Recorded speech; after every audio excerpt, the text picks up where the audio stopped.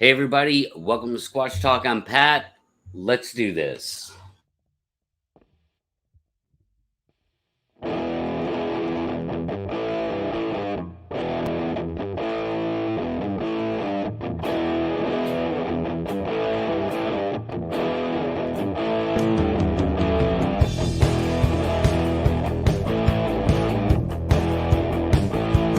Back to nature, climbing higher.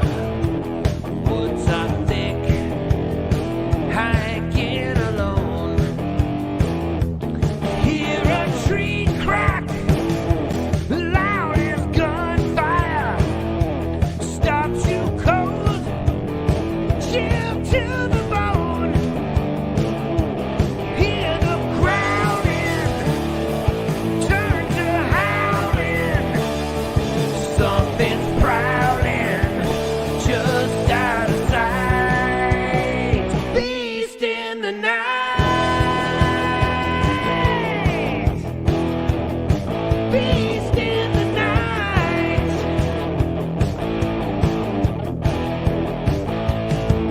The forest has fallen silent. The mountain's dark. The moon is full. Catch the black shape of a giant, 8 feet tall, unbelievable. Your heart is pounding, huge steps are bounding. Your hope is drowning in the fading light. Beast in the night.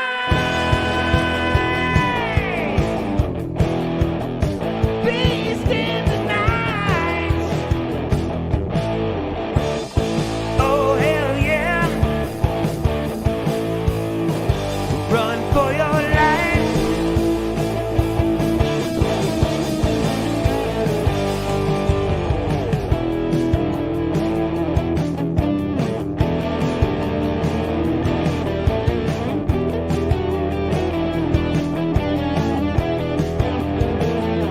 Step it up.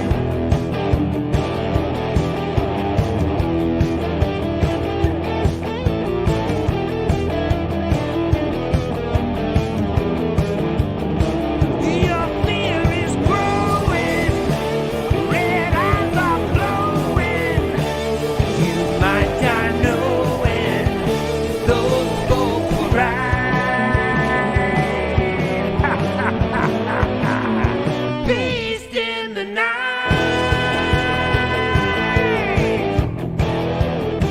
Beast in the night. Beast in the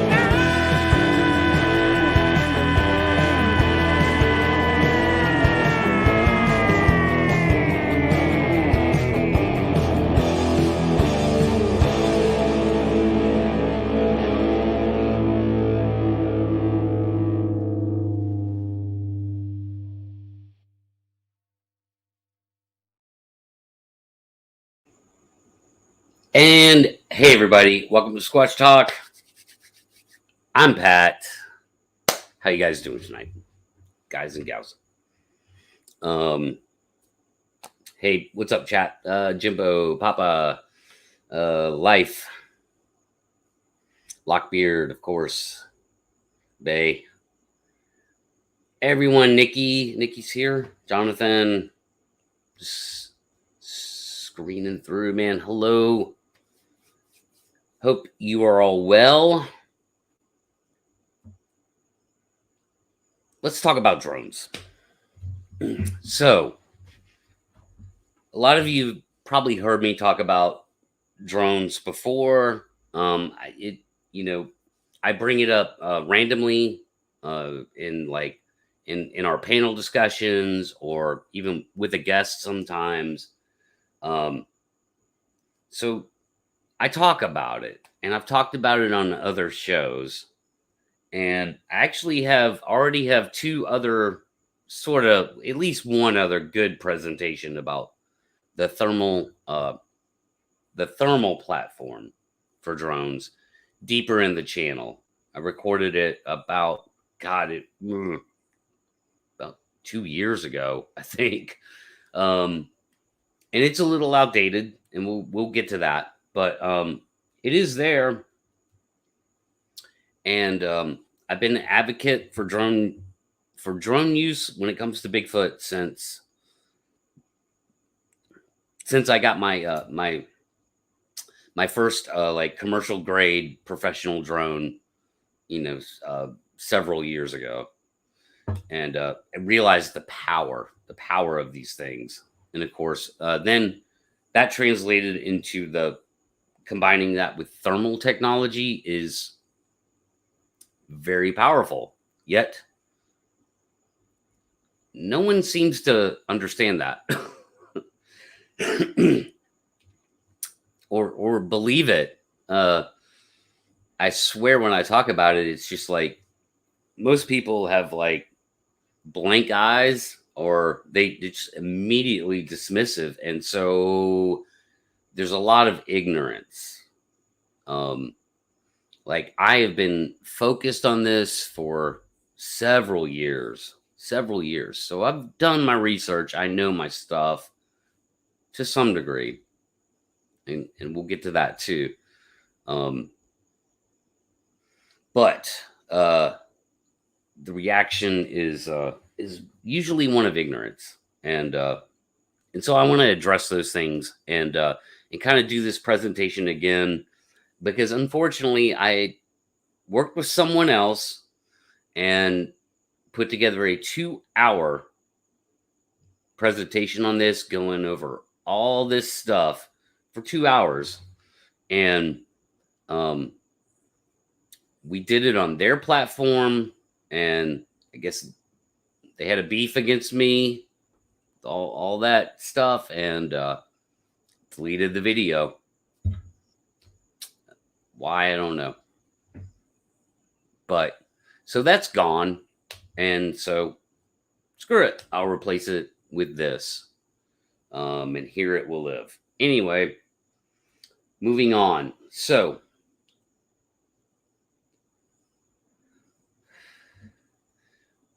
why are thermal drones important when it comes to either looking for Bigfoot and then of course observing them? You know, if you come upon one, um, and what are the superior advantages? Well, it's pretty simple. They fly through the air unobstructed at pretty good speeds, and again, we'll get into the details. Um, and can cover great distances. And since they're like sort of like miniature helicopters, even better, I would say. They have 4 propellers.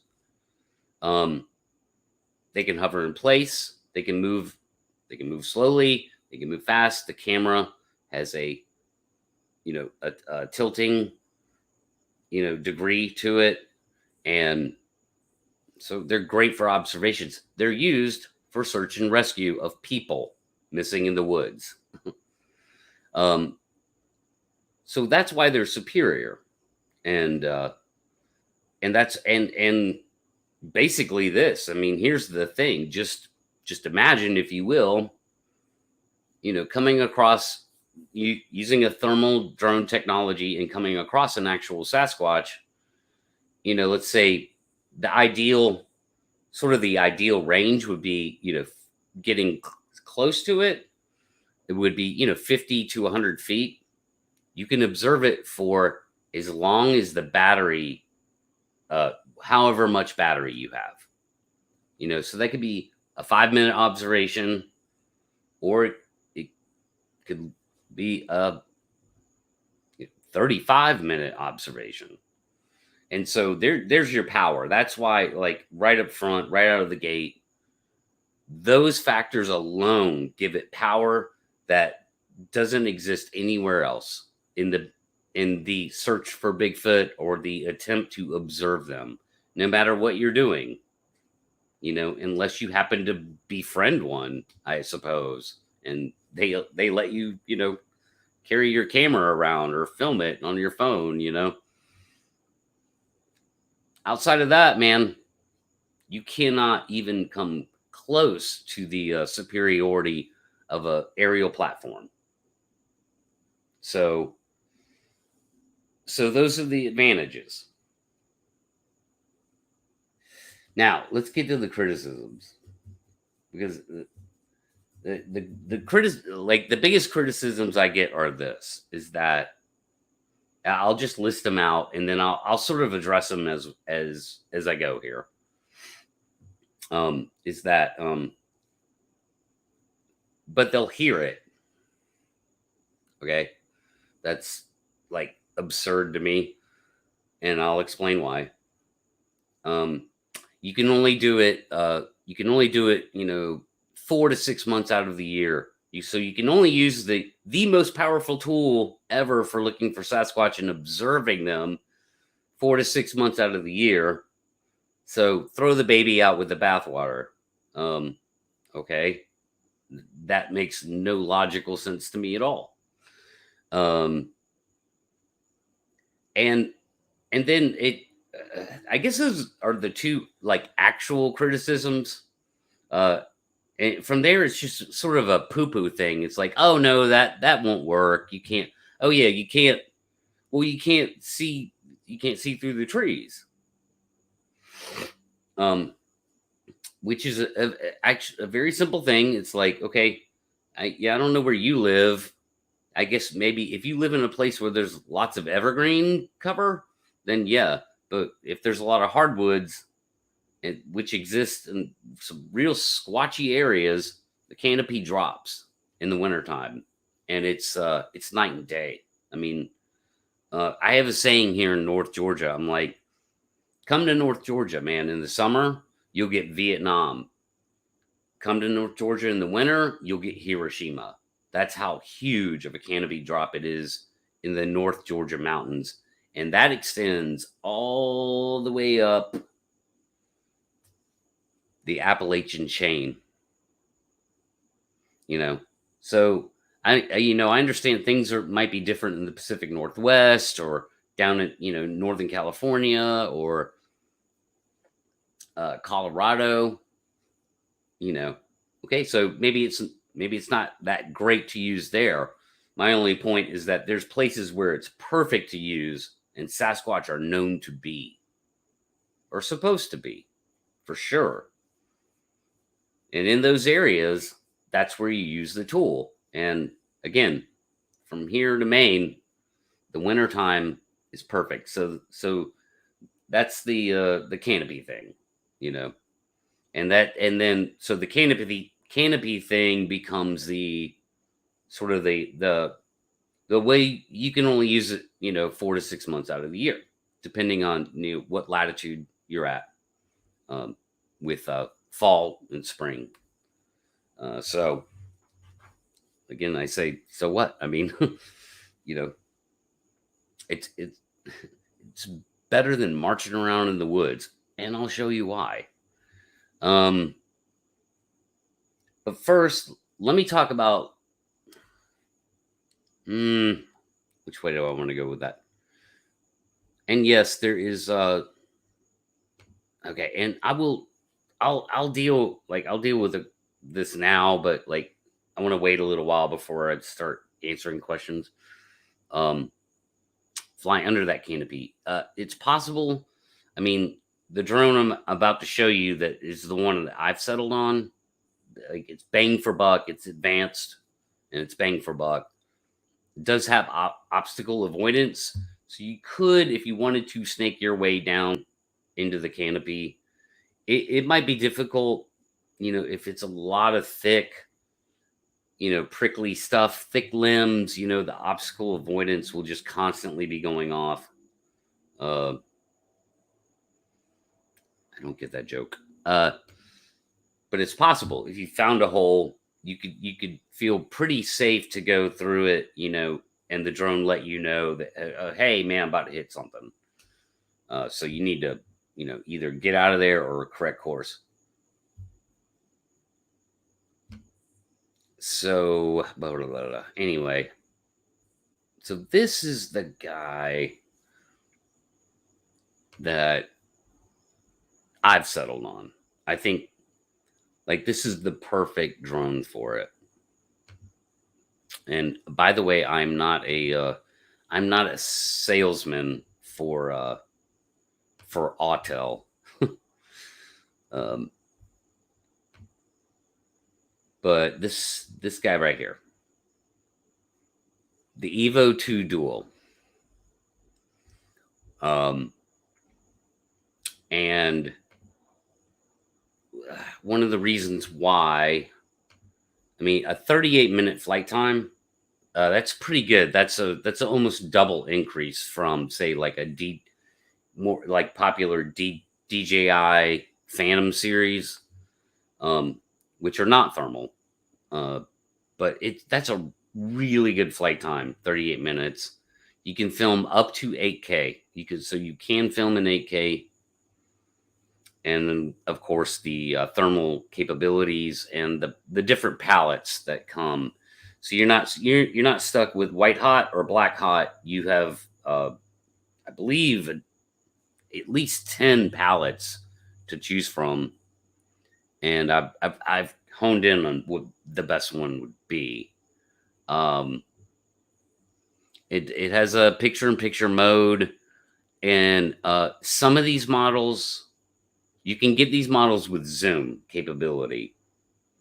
And I'll give you an example of that. It's pretty good. So with the zoom capability, man, you're talking 50 to 100 feet is sort of your money shot distance. And then you put a zoom capability in there, then it's going to be pretty powerful observation. You don't need to get under the canopy. And there's obstacle avoidance, just in case you want to get down there on the top of the canopy, as close as you want to get. It can track. You can program it to track things, but I'm a manual guy. I'd rather have full control over the drone. And here's just some examples, of its palettes and capabilities used in industrial, firefighting, some SWAT team stuff. And again, this is black and white. Not black and white.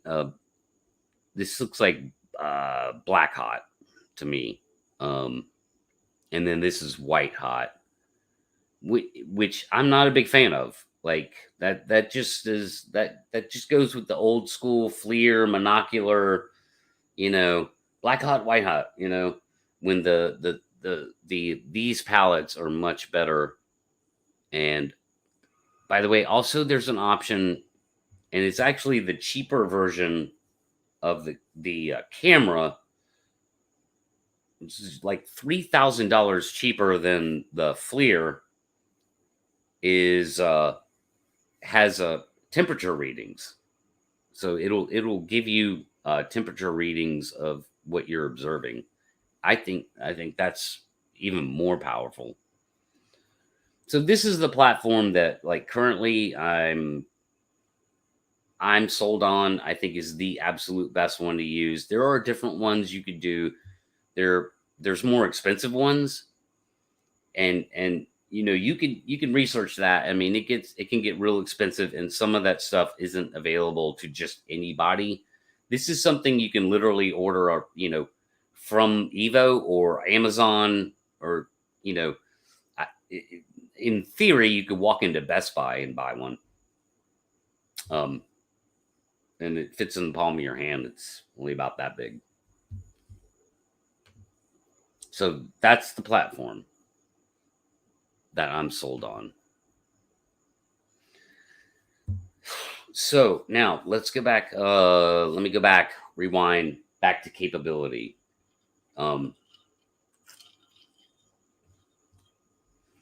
Well, I guess let me show you what it looks like. Let me show you the kind of images it captures. Just give me a second. You get that? Is that what is that, number 2? Tim? Is that okay? So yeah, I'll do the best. Like, I was really impressed with this. So this is footage of a TV screen at CES from a year and a half ago, which is how I discovered this platform. And uh and yeah, I was blown away just from watching this video of somebody filming the screen of the demonstration for the duel. And so I'll bring that up now. Let me just find I already stopped screen, didn't I? Wait, sorry. My bad, guys. Like Tim's doing great. I'm fumbling the ball tonight. It should be stop screen. Okay. Sorry. Right here. So this. And so this is the visual capabilities, and the palette that they get to here it's very impressive. Again, this is not what I call cheap FLIR. Like, people love to get the monoculars. They cost $1,500. But if you level up just one more time, which is like, again, you're talking about $7,000, $8,000, $9,000 camera. It's exponential level to jump to. And let me mute that. Bam, this palette right here. I mean, this is about as good as it's going to get for now. Look at this. You can see the details of the clothing. You could tell they're all wearing clothes, So that rules out a Bigfoot suit right there. I mean, you can see, when people are covered in clothes. Now, I don't have any footage of somebody naked, but looking at this, you could sort of imagine what it would look like. It'd be pretty uniform, stand out pretty clear. But yeah, this is the imagery it captures. Now, of course, this is a lot of that's up close, but it's also being filmed on a screen. It's not actual live feed blown up into this picture frame. And even still, like, looking, I mean, just the details, the folds in their clothes, the different temperature variants. Look at this guy, man, he's chilling. Like I said, this is about as good as it's gonna get. It's that's powerful imagery. And if you're observing just one thing out in the woods walking around, like, you're gonna see details actually that would be better than with the naked eye. But of course, the best use of this drone is to search at night, because for tactical reasons, obviously. The best contrast you're going to get, especially at any distance that you think you're hitting on something big that's, say, half a mile away that you want to go investigate, the best contrast, is going to come at night. So but yeah, that's pretty much the output. Now, see, a lot of these people are, 40 feet away, 50. And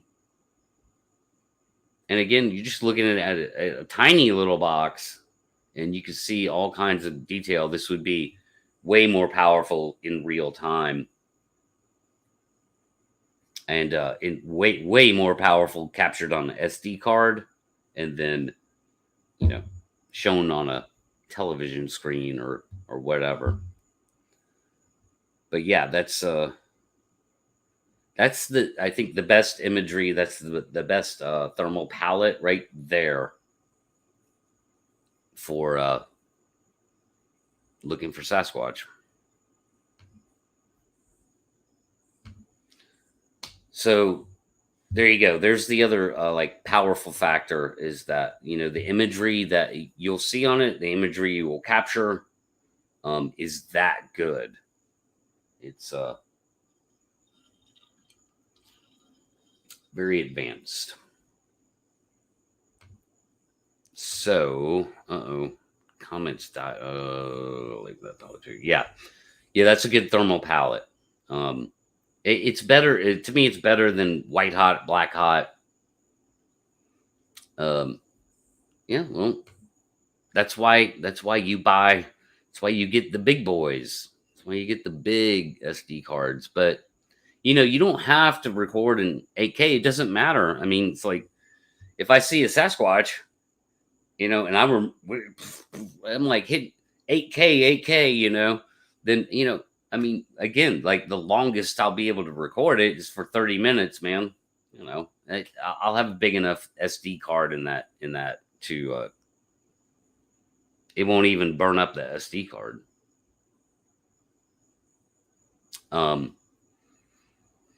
So let's go to, and this again, this is going to take me a second to pull up.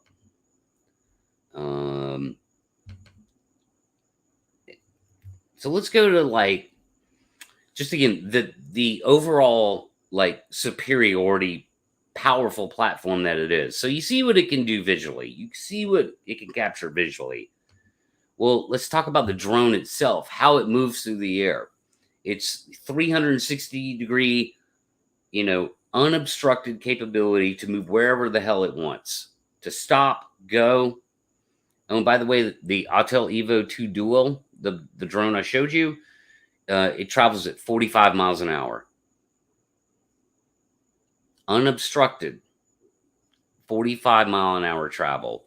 Unless, of course, I mean, into a headwind, that would be different depending on how strong the headwind is. But usually not going to fly on a night where there's, you know, like really strong winds. Because that can wreak havoc. But technically, in a 45-mile-an-hour headwind, the Autel Evo 2 could hold its position still. You know, like it could stay still in the air in a 45-mile-an-hour headwind. But let me see if I can bring this up now. Window. I do have it pulled up. All right. So what I'm about to show you, let me just set it up real quick.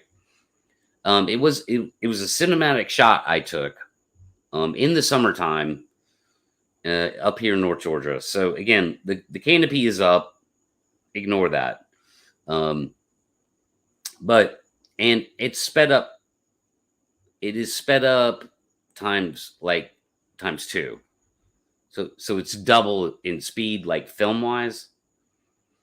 But the drone was flying probably around 20 to 25 miles an hour. So you double that, you know, you're like 40 to 50 miles an hour is what it looks like it's flying. And again, the speed of the Autel Evo 2 is 45 mile an hour. So it's about what it would look like. And I'm just bringing this up to show you just how much territory you can cover so fast, just in looking. Like, not to mention if you had to chase one, you know, it wouldn't be difficult. So I'll share this real quick. Check it out. Oh no, hold on. Sorry, it had music to it. And also, like, everything you're seeing down here is very remote. Like, there are no roads down here. There are no trails. This is far from hiking trails or roads. I mean, there are roads like over here, you know, but like to just, let me show it again.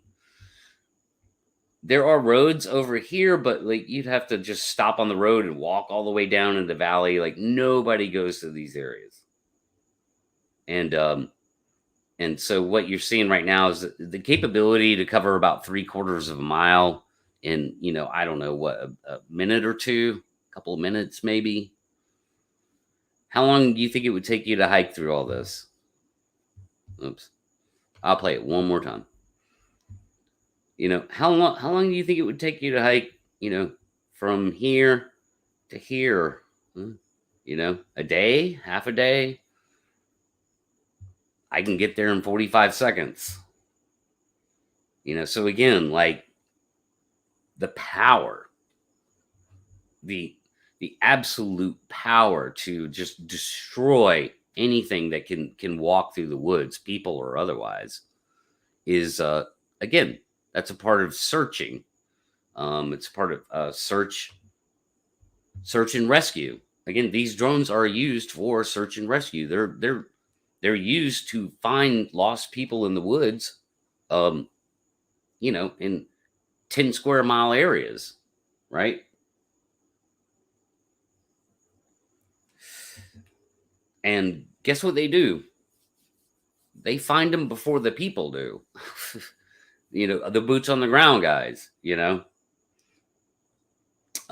the same idea as using a helicopter, except way cheaper and actually more effective, because these things they're smaller, they're more nimble. They can turn on a dime. Helicopters have to make big swooping passes, man, and they can't. They can slow their speed down to a hover, but these things, man, you could move them like literally this slow if you wanted to.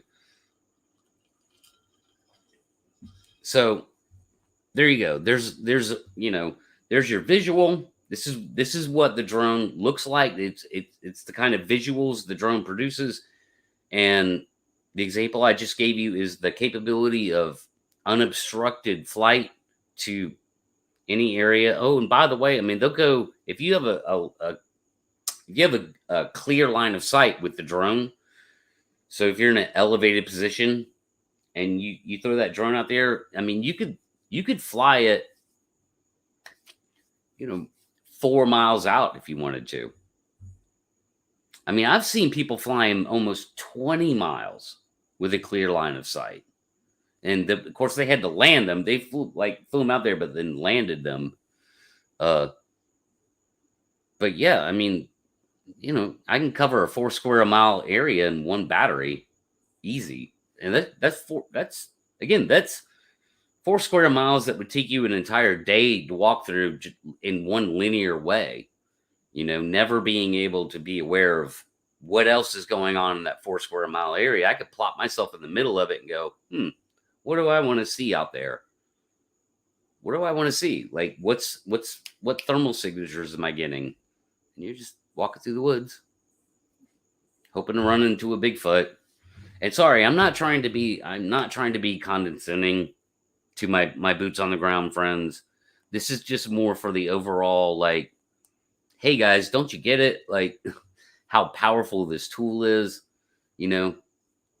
I know plenty of people, man, that go out in the woods and look for evidence of Bigfoot and are hoping to have something that they capture or they encounter that they can capture on film. And I'm not just talking about Matt, Central Florida Bigfoot, who's a professional photographer, but just all kinds of people. So I'm not at all trying to be condescending. I'm just saying, look, man, this is the way it gets done. This is where the real power is, and I'm making that case the best way I can so that people can understand it, and sort of debunking the ignorance of it.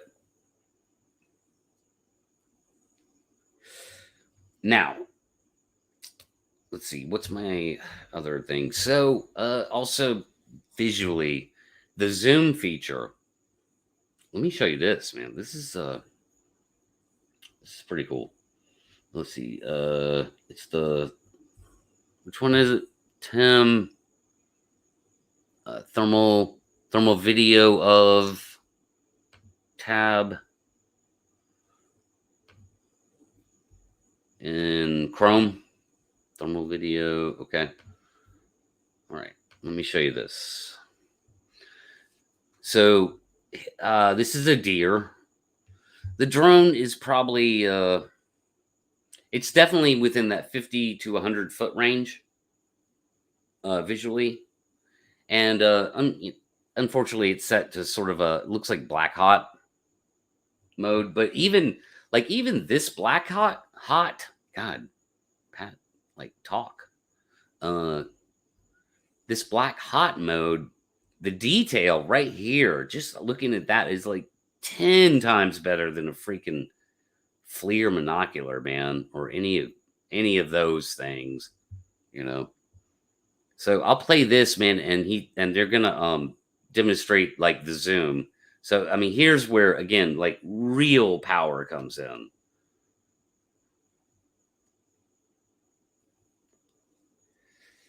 There it is. There's the zoom. Bam.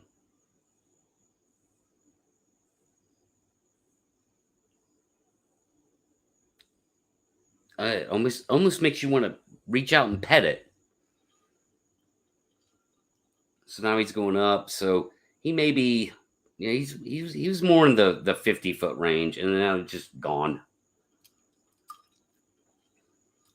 He's now this is a wide open field, so it's pretty easy to spot wildlife. And he's just like, this guy's just looking around at these deer laying around in the open field out there.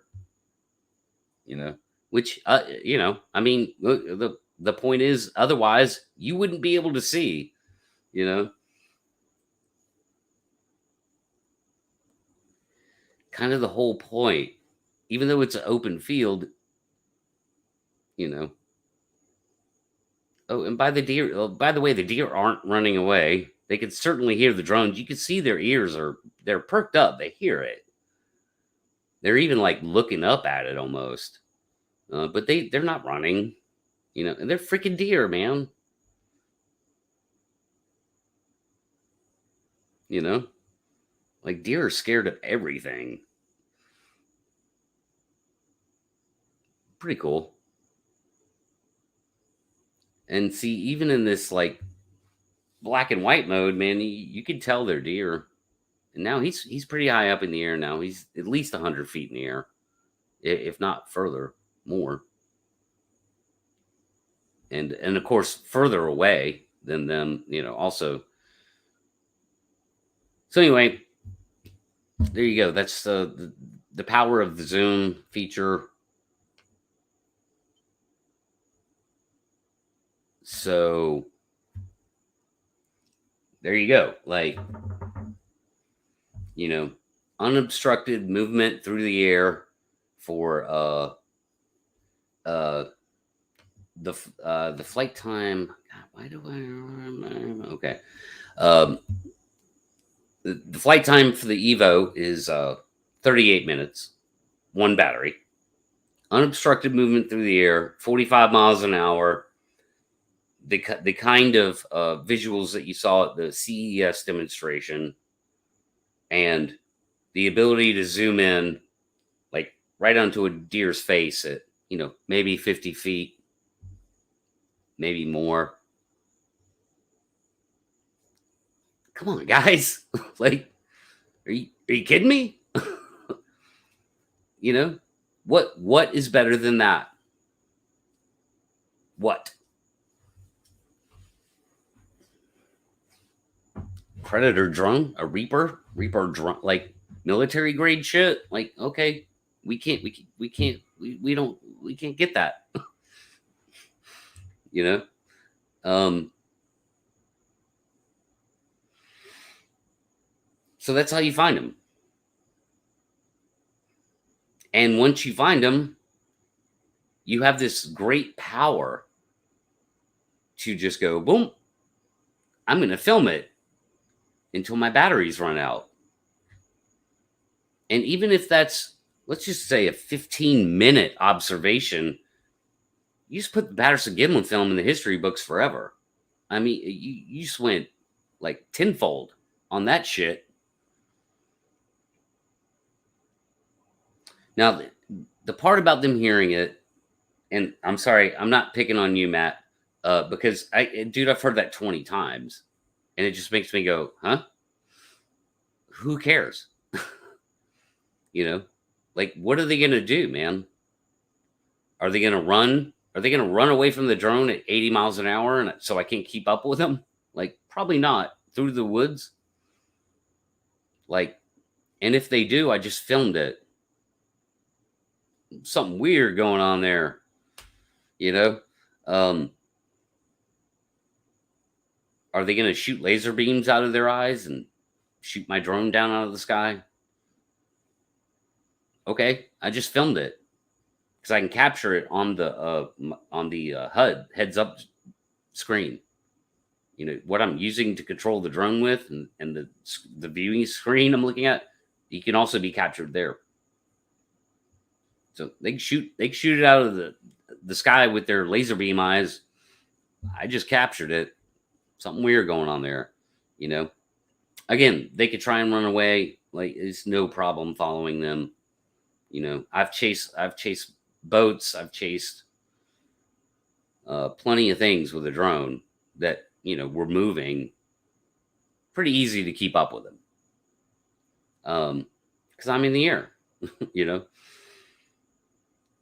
So I don't care if they hear it and run away. Then again, I have footage of a Bigfoot running. Like, that would almost be, you would almost want that, you know. You would almost want them to start like full stride, because you're definitely going to capture something on film that ain't a freaking person. We all know that.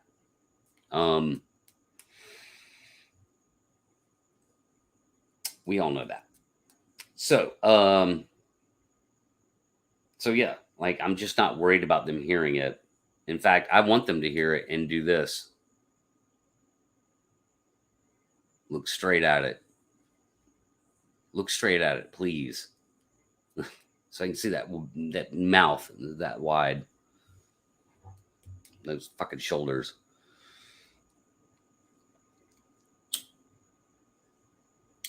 And I may rent one. I mean, that's a valid point. And I may do that. You know. Because also, to be clear, I do not own a thermal drone. So, you know, now it may sound like I'm talking out of my ass. Like, again, I'm a professional drone pilot. I've researched and studied all this for years now, and so I'm not talking out of my ass. I know what the power is. I just described it. Like, rewind the tape. And I may actually rent one. You know, the problem with that is I don't. You know, I would rent one just basically to screw with it and get familiar with it. Not to go looking for Sasquatch, because nothing makes me think that the first night I take a drone out into a remote area that I'm going to find a Sasquatch that night. I think it'll take time. There's a needle in a haystack factor, but if they're out there, the thermal drone, and somebody's looking, the thermal drone will spot them eventually and capture that footage, and that footage will be powerful.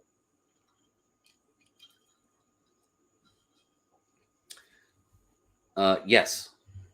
You know, will I be able to hold it together, seeing one and being able to pilot? The answer is yes. Like, I would. There ain't no way I'm letting anything happen to that drone. Like, you know, I'd probably be freaking out.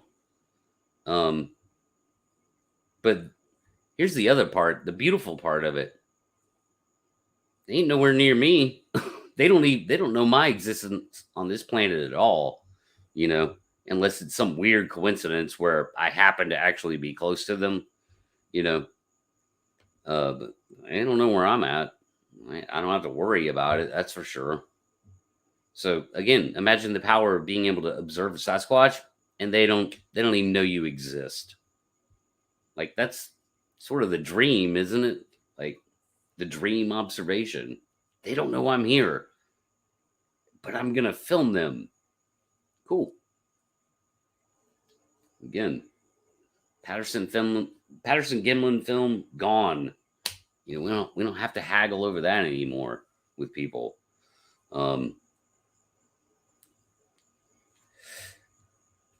So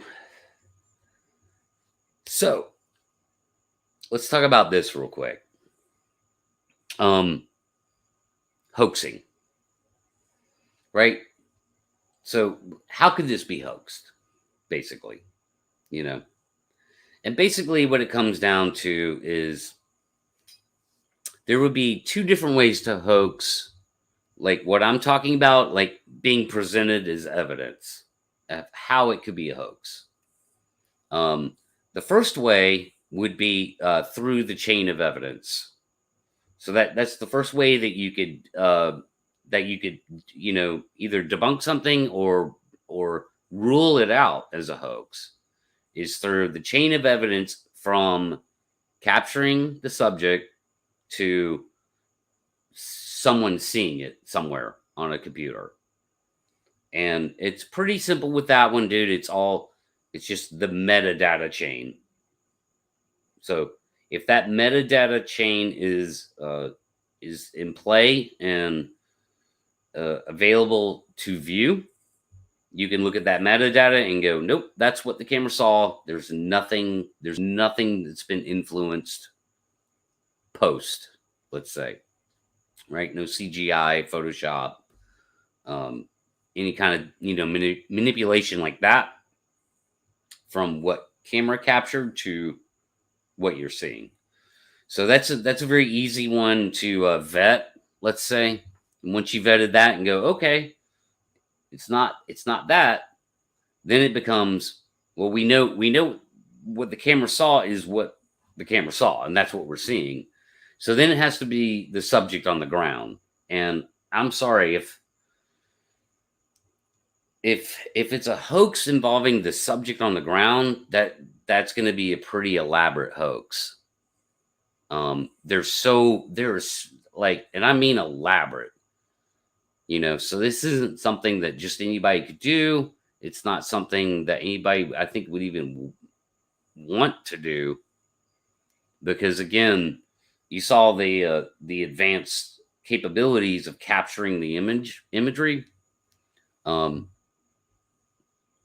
You couldn't have any clothes on. You couldn't you certainly couldn't be wearing a suit, like any kind of suit, realistic suit, like that I can think of. I mean, I don't know, man. Maybe Greg Nicotero could come up with something that looks badass and squatchy, that's got like heating devices in it that puts off, like, a proper looking thermal palette. Maybe. Is Nicotero going to do that to fuck with you guys? Doubt it. I don't know that he could, but that's what I mean by elaborate. You got to remember, like, the best time to go looking is in the winter, fall to winter, again, depending on when the canopy drops. Therefore, it's cold outside. It's nighttime. I don't know, man. So you'd have to find a pretty big guy that fits the bill roughly. Get him to walk around in the woods naked with, I don't know, hair glued all over his body, like synthetic hair glued. Like, it would have to be something like that, and it barefoot too, man. Like, no shoes, whatever clothing you would see. So that covers the hoax spaces as far as I'm concerned. Like, I put a lot of thought into this, man, because I want to be able to punch holes in how people could take this idea and make a hoax out of it. And so far, I'm like, I don't think anybody could. They could with CGI. So, if they want to say they caught thermal footage and here it is, and it's kind of like, or whatever, but no metadata was like published with it, then it's like, okay, you just dismiss it. It's like, I mean, if you're not willing to, publish the one thing that proves it's what the camera captured, then you've got something to hide. I don't care. You just do. So, um,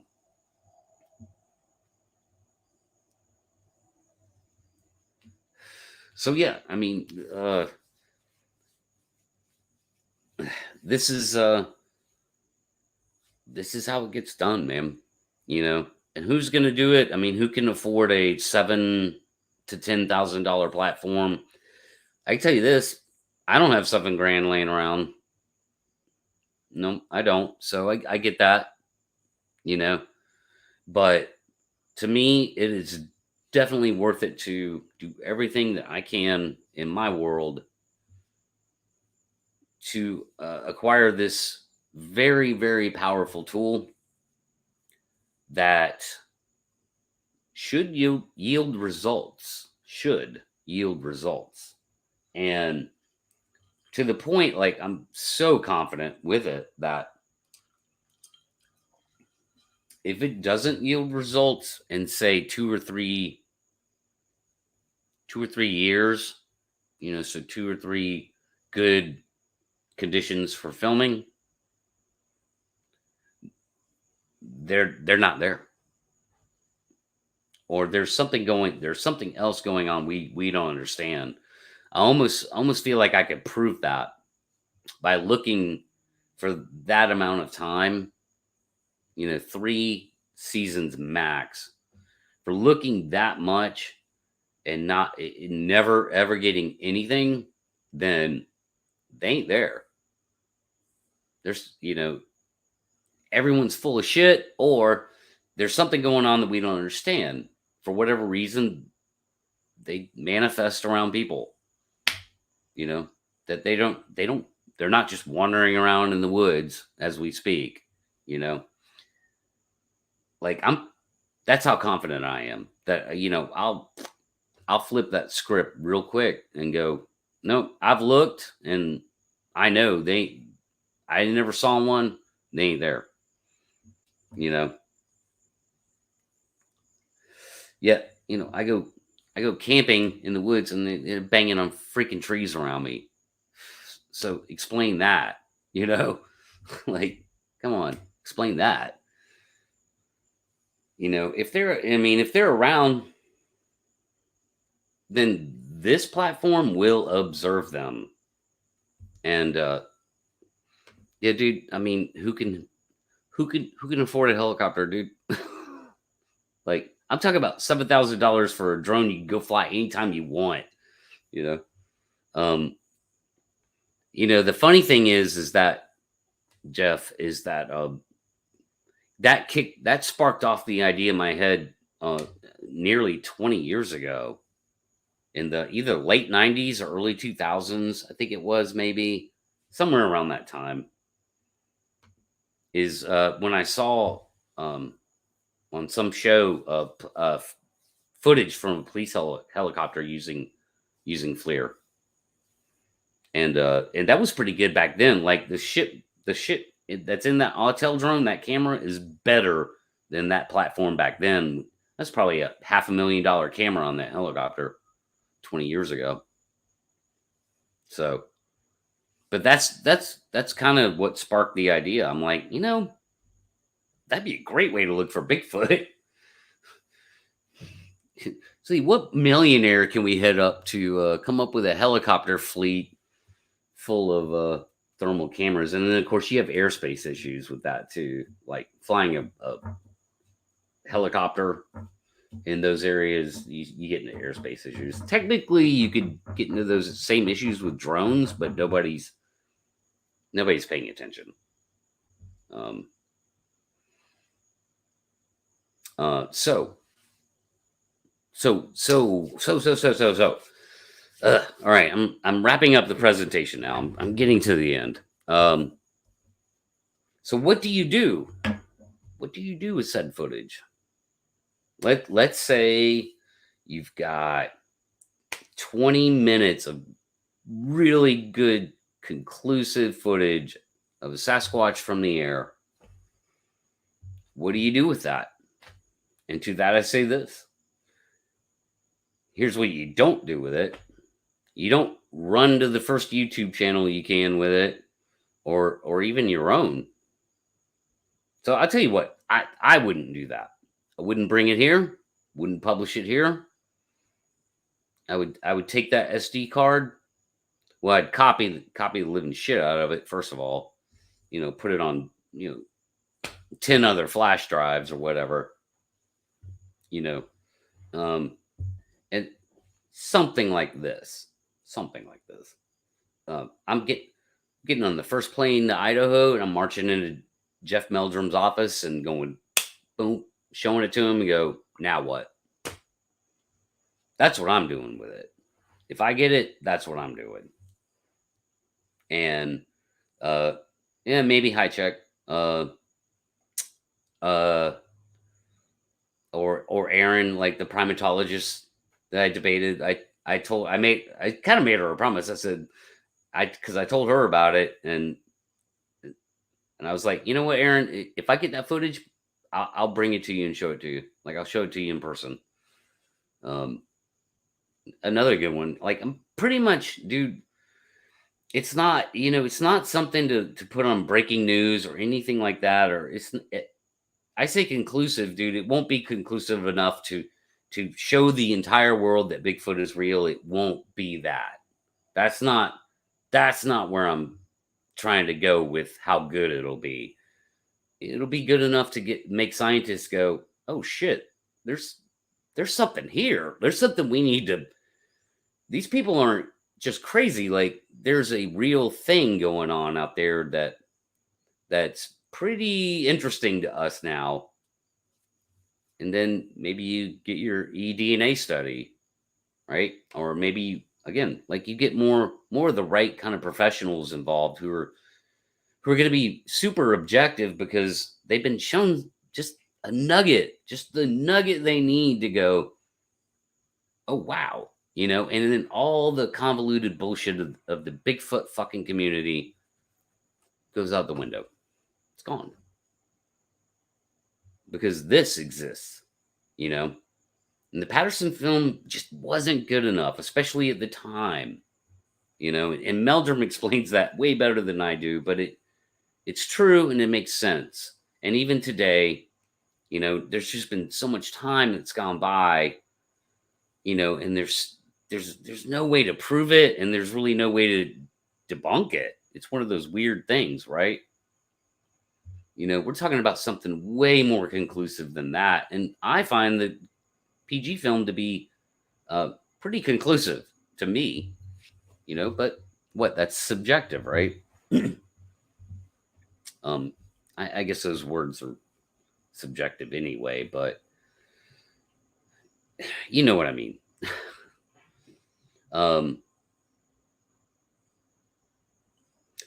So I think, these kinds of observations can be made and should be made.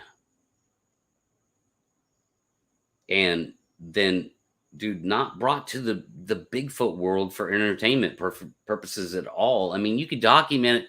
Like, that can happen eventually. Obviously, you want some kind of documentation of it. Would be interesting, like how did what's the story that led, to this piece of footage. So eventually, yeah, it would be sort of released in that way to the general public. But honestly, I think it needs to go, like, through different avenues, unrelated to the Bigfoot community. Just my opinion.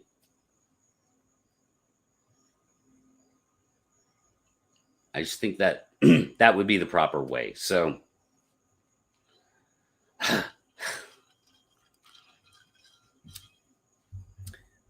there you go. That's my story. I'm sticking to it. Hold on, guys. I got to do a little co-producing.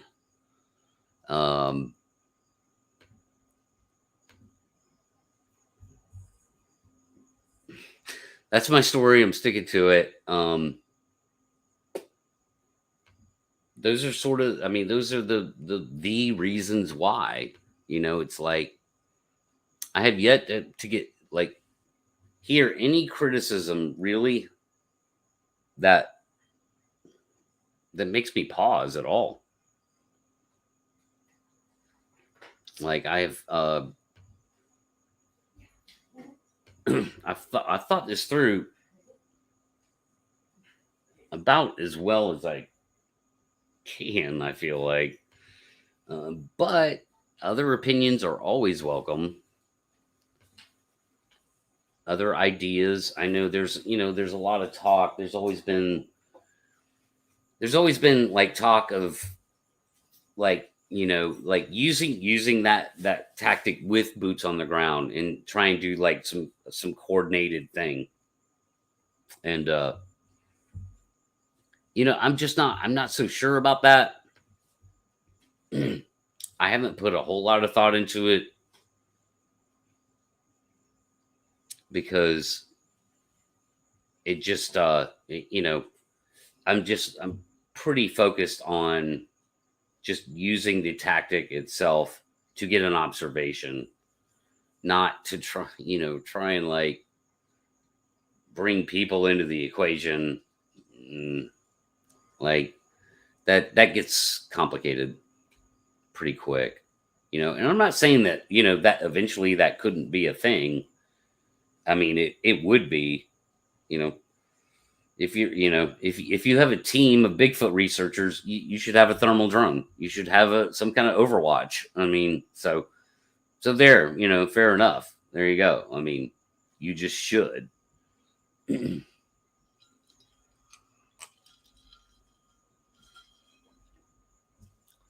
But yeah, it's pretty much my pitch. Not sure what I'm leaving out. Probably something.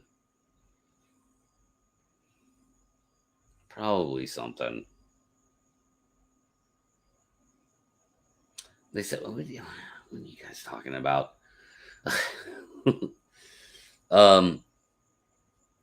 Oh, another thing it's already here actually. But it's just going to get better with this technology too.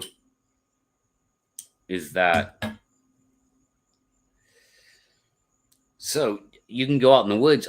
I mean, you can go anywhere and take lots of drone footage. And then there's a software program that's been developed, and again, this is basically for looking for missing people, where you can you plug that footage into this software, and it will start spitting out highlights of where the software is seeing people that you can't see with your eyes, but the software can see it. Eventually, that technology will be incorporated in real time to the drones, to where you actually have in your heads-up display targeting systems of what the software thinks are people. Anyway, I'm going to bring Matt into the show, Central Florida Bigfoot, because of his photography and videography experience, and him and I, kind of talking about drones in the past. So, what's up? Matt? Oh, am I on? You're live. Yeah. Are you? I'm sorry. I was just. You just. I'm just doing some research on animal sounds, and I think I'm about ready. I thought, wow, who would have thought? I mean, listen.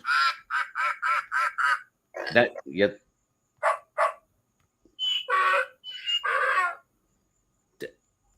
I think I heard now that's a squatch. Call moneymaker. That's a squatch. My wife ordered this for me. Oh, that's hilarious. Oh my God. I could do a whole spoof. I could do a whole show off that, dude. Mm-hmm. I'm not kidding. I know, man. I know. That is funny, though. Yeah, I think I better start with the basics and learn some animals. Oh my god. Yeah, man. Okay, so I agree with a drone should be in the air. I agree a drone should be on the team.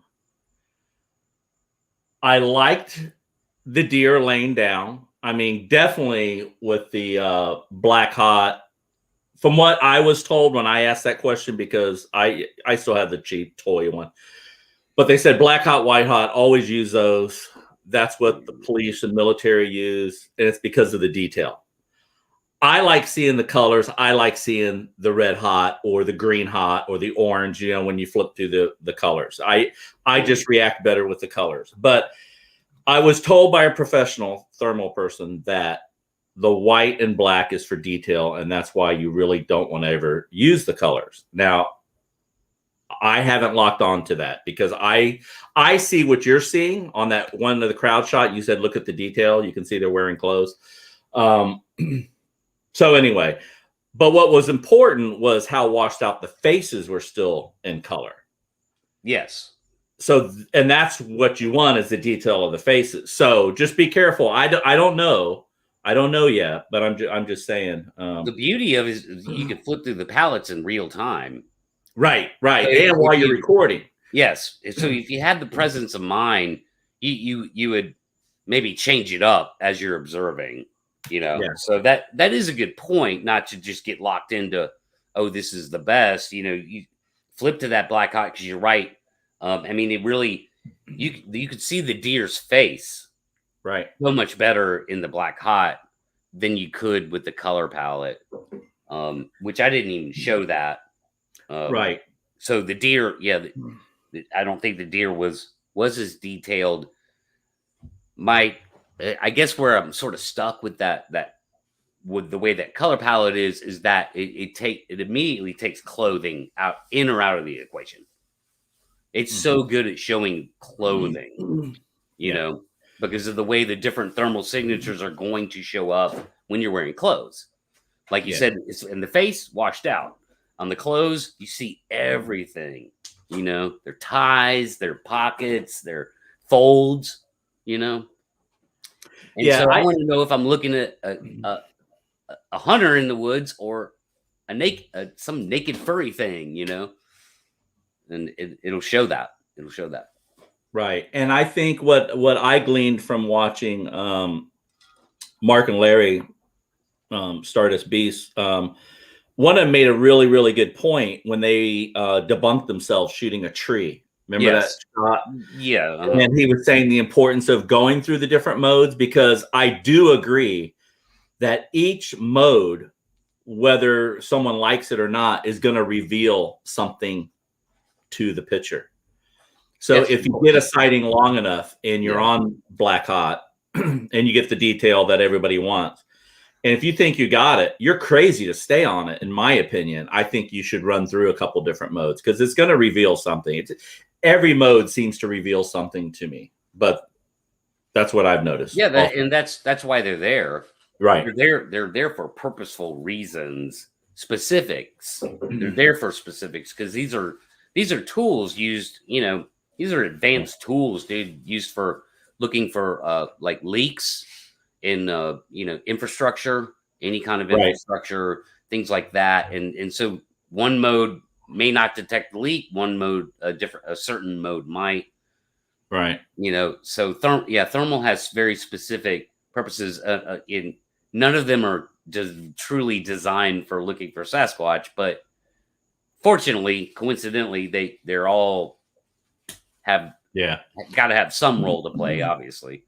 See, even in that aerial you had where it showed the pasture and the 6 or 7 deer in it, and seek and find, quick observation, I would have been on the color mode in that, because I see obviously red or yellow or green hot much faster than I would a black dot or a white dot. Because I'm so used to looking at negatives and black and white negatives, it's easy to overlook a black and a white dot. But when I commented on a previous show of yours saying my issue with the drone, and I had the same too, you pointed out, was the noise that everyone talks about foot traffic and stomping and talking, them hearing this and reacting. But you brought up a very good point. I was fascinated by the fact the deer didn't react any differently than they did. And they had their ears up too. They heard it. Yeah, it was kind of like, what the hell? But they didn't take off like you would think a herd of cattle would start a stampede. Like I would expect it to run away. And you can, I've seen footage of people spooking animals with drones, but they probably got like way too close. They were probably got like 10 feet over them, right? But I think the problem I still have in that is I did not like the zoom on the thermal at all. I thought that fell apart. You could still see it was a deer because you could see it from the original shot, but the step in, when you said you could pet it, it's kind of like an iPhone. Never zoom on an iPhone. You're better off with the original footage of the wide angle on an iPhone and then enlarging from that than hitting your 2x and doing that digital enlargement. Yeah, digital. Right. That's going to be a blob squatch. And I think what I said on an earlier show is the problem I had with drones is that if I didn't have my headphones plugged in, if noise was a factor, I was concerned with them hearing it, and then you having to be so far away with the drone. But by the time you did that enlargement I'm talking about from 200 feet, which I think not being, and I am ignorant on drones. I admit that I'm openly ignorant. But what I'm saying is I would think you'd have to be at like a couple hundred feet at least. And by the time you started enlarging that image, you're not going to prove anything. And that was the point I was trying to make.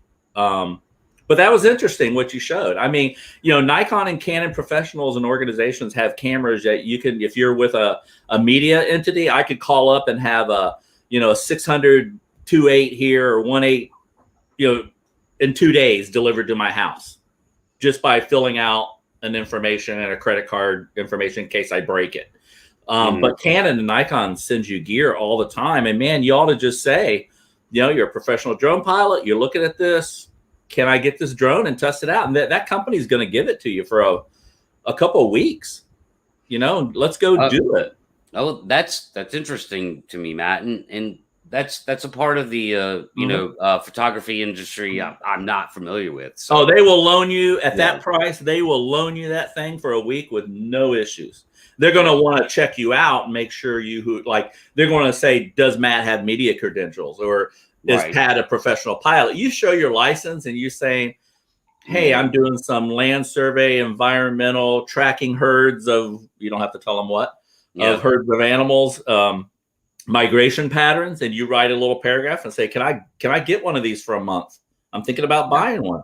You'll have one in a week. I know you would. So should I go, would I want to go straight to Autel? Like saying that basically? Or do they sell them directly or is there a third party? Like Canon has, you wouldn't want to go to a photo store that sells it. They're not going to loan you one. But I guess you would go to Autel. Yeah, I think you could buy. Yeah, I think you could buy them directly from Autel. Yeah, that's where you want to go. Yeah. Okay. But just do it in the winter where you got that canopy. Because that canopy is your opening shot. I mean, it's that too big. Yeah, that wouldn't show anything. So you're right. I think you are limited to a couple times a year. But my argument to that would be if the forest is that void of cover, then don't you think they're going to even push back somewhere else or there's no place else to go? Well, I don't. Well, in Florida there is. I mean, they're not in Georgia, not in North Georgia. In Florida, they push deeper into the swamps, and I tell you, the place I go, that I was sharing text photos with you and locations today, isn't even a mile from a parking lot. But the problem is where everything happened is across the creek that you can't normally get across. Yeah, and when the swamps are dry, coming out of fall, winter. You can get back there. And then once now starts, you're 5 foot deep. Yeah. You can't get in there at all. Like I have a camera out there now that's been out there 3 months. So, the game could be already over. Seriously. I have a camera so far out there. I'm afraid to go get it because I haven't been solo since all the crap happened to me. And B, that's why I'm looking at a kayak. Yeah, I like that. That's good. I like that. And so I'm looking at I mean, I did the, you know, to put it like you said, I've been tromping through the woods for about a year now. And I had to stop and think, like, what am I doing? Am I moving the ball forward? Are we all spooking ourselves? Now we're all getting excited over pareidolia. And, you know, we have our animal sounds to learn. So I've been, you know, researching my animal sounds. And so I have already found in 2 weeks, taken 2 weeks off. I already found, which I had before, by the way, a bear grabbing a branch, bending it over, stomping on it while the cubs run over and eat the little berries on top of this tree. I already got a bear making a bend. I have already found on video an owl screaming like a man. I've also found on video through watching wildlife photography videos of a kayaker taking a 200 meters, I guess, journey on Lake Superior through the islands and stuff, which was an incredible video, by the way. And I can send you that link if anyone's interested. And he talks about movement at night in camp. I mean, this guy's never even mentioned Bigfoot. Right. He's just a kayaker fishing, going on a solo trip. So he pulls into an island. He makes camp. He sets up a hammock. He sleeps. He rains. It cooks. And he goes to his next stop. He did a 9-day journey. On about the 6th or 7th day, he describes, man, what was that? Something's out in the woods behind me. And I went, oh, this is getting good. This is getting good. And I started watching it. And then he talks about, man, I don't know what that was, but I thought I heard a baby crying all night long in the woods. Started around 2 a.m. And, you know, exactly what all of us squatchers talk about, right? On all the channels, they hear the baby crying, blah, blah, blah. So he gets up in the next morning and he has beautiful wildlife photography. I don't know what he's shooting with, but he has one of those super zoom video cameras. And he's watching these beavers and he follows the beavers, you know, like Leon telling me, go find the damn bird. Right. Oh, I hate him. No, but he followed the beaver. And guess what he found when he followed the beaver? A baby beaver crying like a baby. So a baby beaver cries like a baby, sounds like a human baby. Then I was watching another wildlife photographer video because I'm all into how they're hunting, how they're looking to photograph the wild. This is what we got to back up, step out of our Bigfoot mind and regroup. And this is what I'm doing. Sure. So then I'm watching a movie, a YouTube video, and this guy, nothing to do with Bigfoot. He's walking through the woods. He sees a tree about 12 feet off the ground. It's scraped up. I've been on many teams and been out with people. Oh, look at that. 12 feet up, tree scraped. And he looks at it, he goes, yeah, porcupine. I went, what? Porcupine strips trees, you know? Yep. Bear makes bends. So it's just that kind of stuff that, because I do want to be more upfront and I do want to move the ball forward. And I just had to, I'm enjoying the break. And I think Leon was hitting on it the other night on Sean's channel about the mindset and that sort of stuff. And I think I put in the chat, man, even for the chat, the people in the chat, what good a 2-week break from YouTube makes, because we're all addicted. He was talking about addiction and man, I'm in it, 2000%. I can't focus. I couldn't concentrate. I wanted to get out in the woods. I wanted to go out with my buddies. I wanted to find this, this being. And it wasn't till I did my live show a couple weeks ago with the owl sounds where I caught the owl screaming like a man. It fooled me. It fooled me bad. And I felt stupid, but I did say, I think it's a bird. And I did say, that is a bird, right, Marie? So I was kind of vetting it and I put it out there. I never put a headline that says Sasquatch yells 21 times at us. But About, but I had to go back and rewatch that because about halfway through, and I don't know if anybody your audience seen it, but about halfway through, I stopped, and the light bulb exploded in my head, and I went, "We look like fools." This light bulb lit off, and I stopped the show, and it was Mike's spot, and I said, "Mike, are you okay? Are you okay with this?" Because I felt like we were, starting to be silly, and we were chasing this bird, and we were openly talking about it. I said, "Are you okay?" Because I wasn't. At that point, my face was melting, and I went, "Oh, I want to stop this show." And that, if you go back and watch that, that's when I went white. I just went, "This is stupid. I'm in the rabbit hole. I'm too deep. I'm no longer thinking. I got to step back," because I see the problem. And the more people told us it was a bird, I felt like the team, you got to listen. You got to listen when you're getting feedback, because especially from people who know or you believe could possibly know, like you're a professional drone pilot.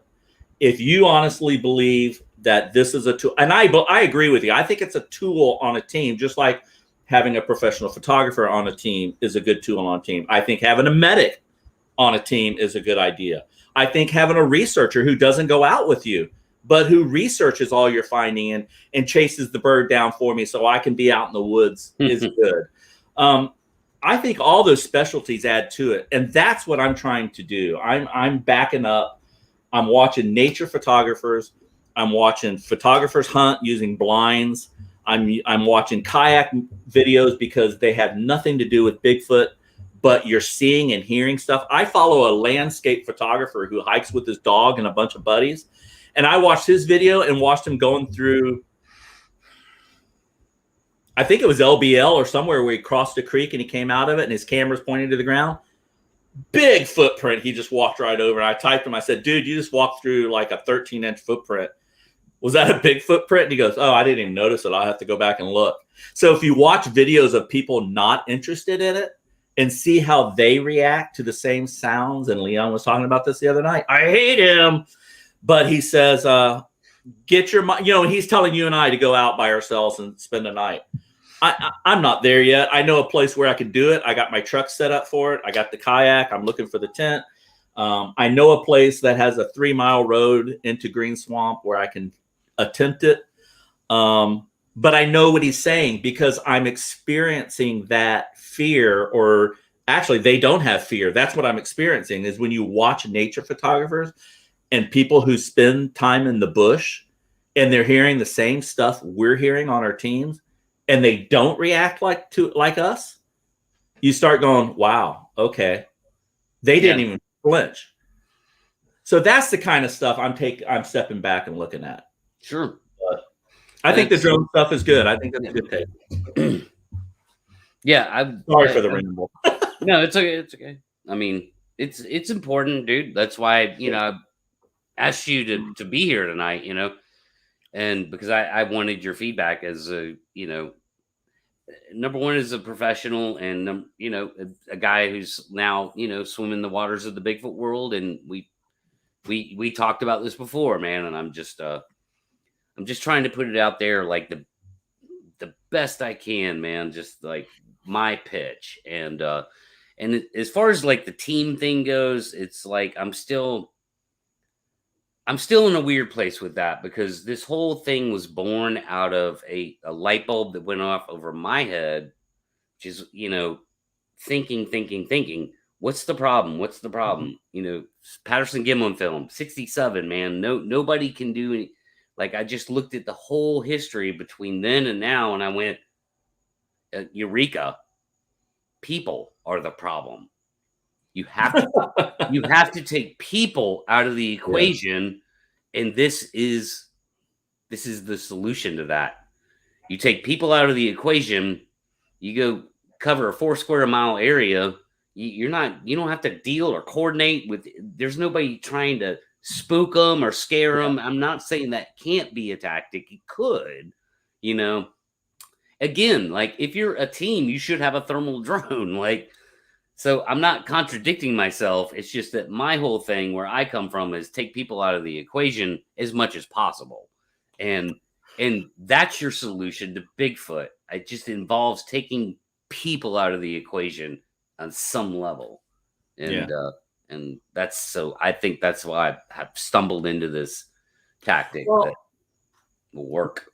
Maybe, like I said, wait till fall. Wait till change of colors happens. If leaves start falling, canopy goes down. Start making some contacts early on. Don't mention renting one yet. Just maybe call and ask them about specs and do some little, BS where you start in a conversation, you chit chatting back. And then when fall hits, you go, man, I'm ready to pull the trigger on that. You think I could rent one or try one out for a couple of weeks? And that's when you go out. And I'll actually be up that way in November. I'm going back to Greenville early November. We got to go back to take down that show. And I'll be staying at Paris Mountain again. But that'd be fun. I mean, I could possibly slip away. I think we're about, what'd you say, 2.5 hours apart if we met somewhere halfway. I mean, that. Yeah. I mean, if that, maybe closer. Yeah. I mean, it only takes me 45 minutes to get to the South Carolina border, basically, maybe an hour. Okay. Wow. Yeah. That's close.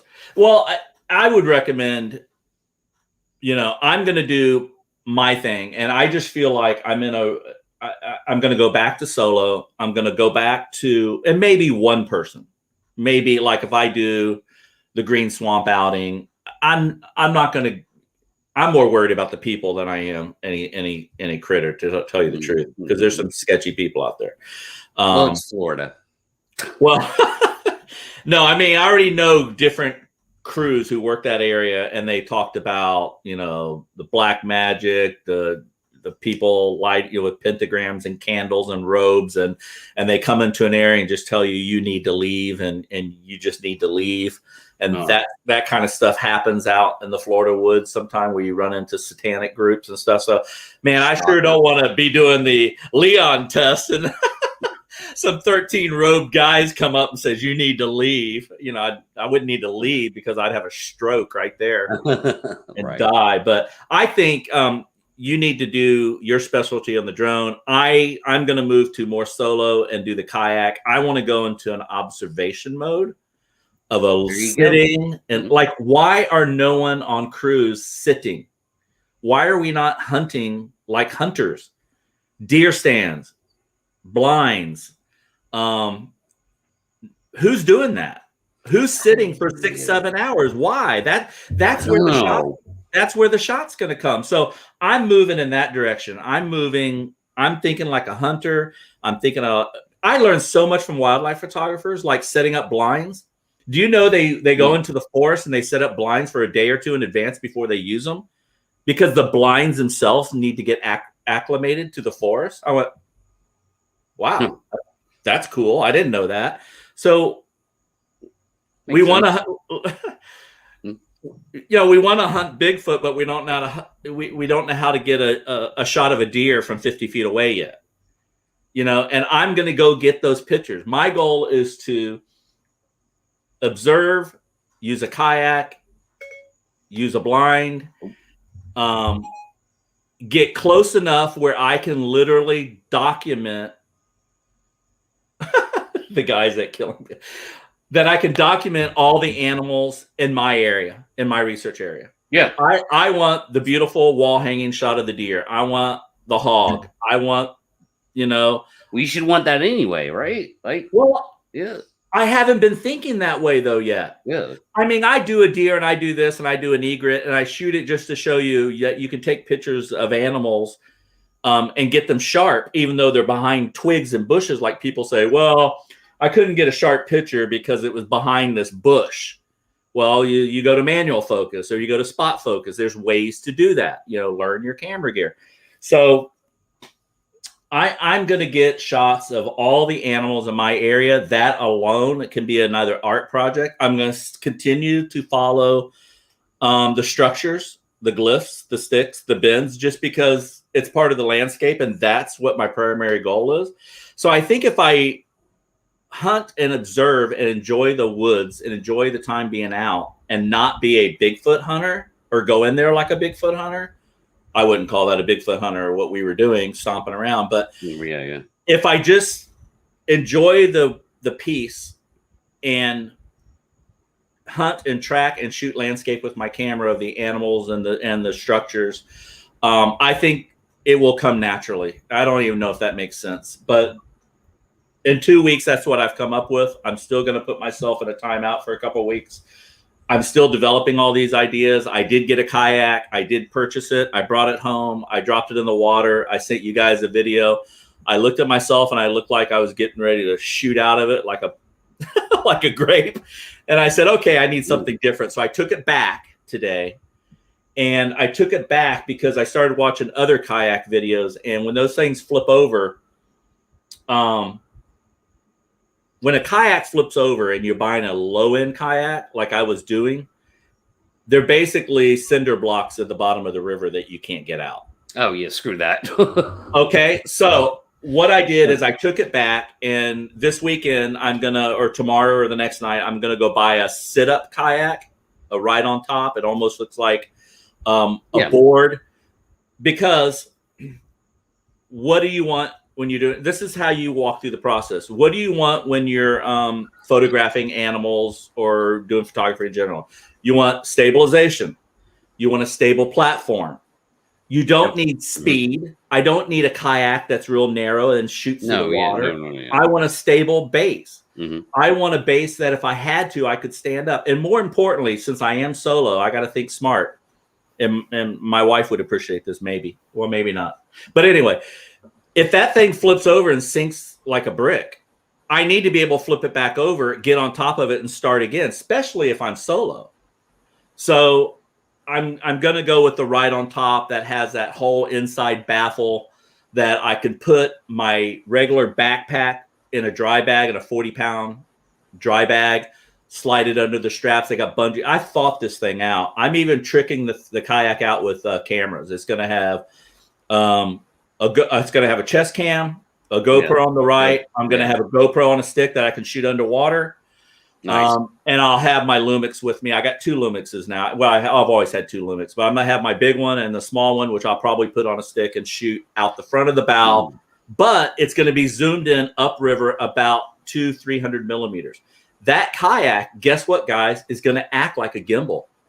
That video looking upriver at 200-300 millimeters on a stabilized kayak, well, other than this motion, you're going to get a little bit of this. But it's going to be better than what we're seeing on all the crews out there trying to shoot Bigfoot. Right. So I think I got a good strategy. I think my head's in the right place. I don't want to embarrass myself anymore, but I'm also going to circle back, guys, because the photos I texted you.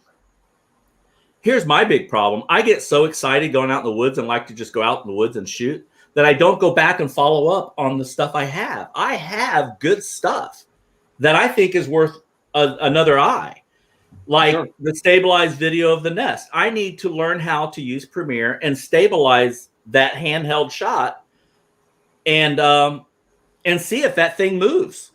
I may already have the shot, but I'm so into this. I got to go out and shoot more that I got to slow down and look closely at the evidence I have or no evidence that I have and say, what do I have and what do I don't have? Now, the pieces I mentioned last thing, and I'll let Patrick jump in. The last thing I want to do is I want to do back up and do a video of the bear making a bend.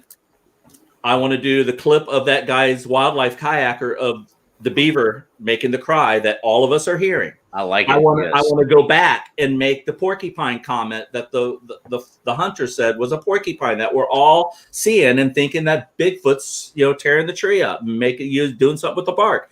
I have all this stuff clipped. I need to just put it out there and be a lot more research oriented that other teams can come to my area and look and share with you guys. Yeah, that's an easy edit, man. You could put that together. That's an easy edit. So that's what I'm doing. Hey, Patrick. What's up, Patrick? On. How's it going, guys? How you doing, man? What do you I don't know. What do you have to add to the conversation, Bud? A few things. No. Okay. But I mean, first off, don't don't let the learning curve. We're at an age where we think not a lot can shake us, but there is a learning curve, and the learning curve, we cannot allow it to throw us into a spin. We just can't spin out on it. It's just a natural thing we have to accept. We have to accept we don't know everything. There's no experts in this. I think your skill set, you have your skill set, and it's awesome. I wish I had a skill set like that. Both of y'all have what I don't have. But then again, like you said, a collective of skills is extremely extremely useful. But I wouldn't get discouraged just because you hit a learning curve. You hit a wall and says, "Oh crap!" That's what I hit going out with technology, trying to catch stuff. I hit a wall and I threw it all down, grabbed a knife, and just went in as a primitive being, understanding how they use primitive survival in their world. Observation. Yeah. Second thing I'd like to say is that the majority of what I find tracking on major trails is you'll find those tracks go one way. You don't find them double back 90% of the time. They're one way. Now they go one way because when they cross that river within 3 to 5 miles up or downstream, there'll be a second crossing, and that's them doubling back on a loop. Okay, they're coming back into the area. They make a big sweep through the because they wake up hungry every day. They wake up needing resources, and they know where those resources are seasonally. So they'll get on a loop and they'll cover all that ground. They may have a spot out there they'll sleep at and then keep sweeping by. It may take another day or day and a half before they get back to the original area. But very rarely will they double back on the trail. So if you have one crossing a river, within 3 to 5 miles up north or south, there's going to be another one. So I hope that helps. Yeah, I'm not realizing what that about the tracks, but I am realizing that we're in a unique environment, and I've been studying the maps, and logic is leading me to stay on the river and not deviate too far from it. So that's the reason for the kayak, is that I can see so much more. I mean, I can't tell you the times I've been out and they go, and you hear it on other channels. Oh, they're all over there. They're across this creek, pushed back, and we can't get there. Well, and I've said it too. So I want to be able to in Florida, it's really weird. It's like, I don't know if you all been to Okefenokee Swamp in southern Georgia there. It's an incredible place. 17 miles out, a straight road out before you hit the campground. And then it's just a river system. And they have these, and I didn't even know it until I started digging into doing more research, but you can rent these boats and you can go out like a mile, 2 miles, and they have these platforms and you can like rent these platforms for a night. And then you go another 2 miles and there's another platform in the swamps, a floating platform. I'm like, holy crap. Talk about spending the night in the woods on a platform. I mean, yeah, hair standing up my arm. I don't know if you can see it, but shoot, man, I'm like, wow, that would be cool. But I always had the feeling when I was there, as even though we were out 17 miles and you hear you need to be out 3 miles, 4 miles, 5 miles, I always felt like when I walked out there that place is so vast, they're farther back. I never felt like anything was in the vicinity like I feel when I go 25 minutes from my house and go to the area I sent you today. Every time I go to that area that I shared with you today, there's the quintessential, well, how do you know, what does the bend mean? That doesn't mean anything. I know that now. I get it. But everything you hear associated with are there. And that's what's interesting to me, both as a photographer, and the other. And now that I know the tracking side of it, that's kind of how I'm trying to put the pieces together with the tracking and the river and getting to places that we've never got to before.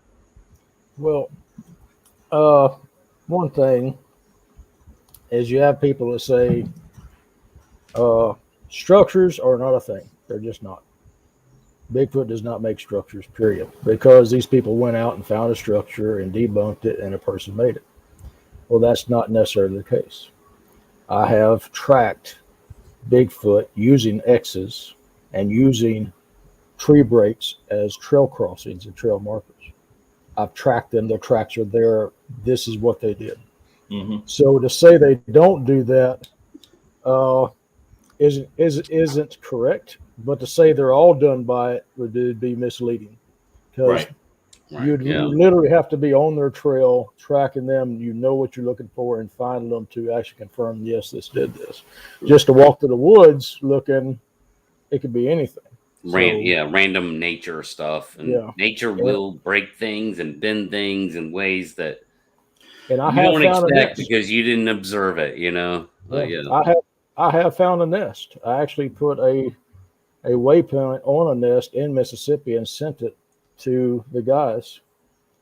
And it's a woven. It's on the backside. There's a dam and there's a lake and there's a creek, and there's some runoff going in the creek. And then the elevation 2 hills behind that, there was a woven platform 18 inches tall with leaves and small twigs woven into a 5-foot diameter mattress.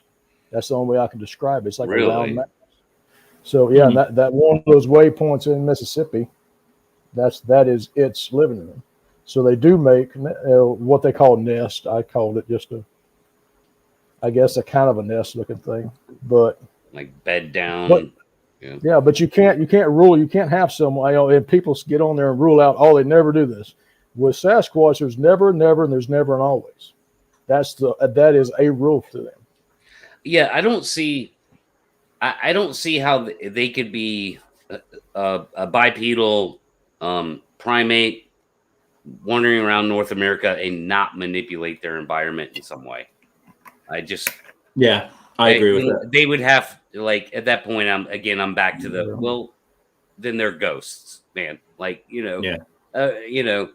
They would almost have to be manipulating the environment. So So it just becomes one of those things that you said, Patrick, which is very true. It's like not every broken stick you see in the woods means Sasquatch, but I'll fall back on that position, is that they would have to be manipulating their environment in some way. So don't let me disturb the discussion. Y'all keep going. It's fascinating. Oh, you mean like why drones are the best way possible to observe a Sasquatch? And I'm gonna do it since no one else seems to do or care to. Oh, you know what got me off the couch? I was so loving being in chat. You know what got me off the couch? What's that? People are the problem. Mm-hmm. All right, people are the problem. You know what? I went out and I learned a great deal by putting tech down and understanding and making observations that I put out there to help people with. So, not every person's a problem. No, and I did, if you listen to me more, I dialed that back a little bit. I said to whatever percentage. Oh, I know. I'm jerking your chain. Yeah. I'm jerking your chain, man. Okay, that's fine. If I really had a problem with you, if I really had a problem with you and I'd have this private discussion privately. Understood. And we would. And I wanted to meet Matt face to face. So I'm glad. It's good to meet you, Matt. Yeah, likewise. Oh, you two haven't met online yet? I've never been online with that I know of. I didn't know that. I don't know. That's cool. I didn't even get an introduction to the man. How rude. Oh, well, I didn't know. I'm sorry. Pat meet Matt. Matt meet Pat. I'm just an old news guy, marketing photographer, all dysfunctioned, and we're all dysfunctioned in some way, bro. Yeah, I'm a has-been. Yeah, I'm feeling like that too. But anyway, I'm excited in the kind of stepping back, and I needed that. It's Well, been that's good. And I love your kayak idea, dude. Like, so whatever has happened here and transition that is happened in your mind and in your soul, you know, yeah. it seems like a very positive one. Someone And, told me whatever pill I'm taking, keep taking it. So the pill what of is, truth? Matt, what is your hurdle of going out and feeling safe? I mean, is it that you're worried about them or other things out there, or I'm worried about humans. yeah. Yeah. My wife and I were at Paynes Prairie, which is north of Ocala, up there, about 2.5 hours north. And we were hiking out in Paynes Prairie and did one of these big 5-mile loops. And we were about 3 miles out from the closest road. And it was one of those grassy mowed trailers where they take the tractor down it, kind of like a railroad line too, possibly at one point. And we were out there, and there's one point where like 5 trails just intersected, where you came off a yellow trail, blue trail, all these trails just intersected. And I swear, when we walked up within 50 feet of that, 2 guys were coming out the other trail. No hiking gear, no sticks, weren't in hiking mode, just all sketchy looking. They didn't look homeless or anything, but they looked like they were up to no good. And I went into the chatty Cathy mode, like, hey, Beck, let's go over here. Yeah, let's go over there. Let's check this out. But the whole time I had I had a knife, but that was it. But it was in my pack, buried so deep, that wouldn't have done me any good.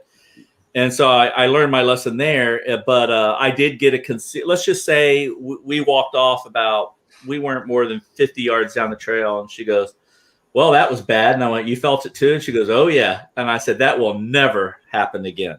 Yeah, man. And within a month, we both got our concealed carry. I carry a 9mm.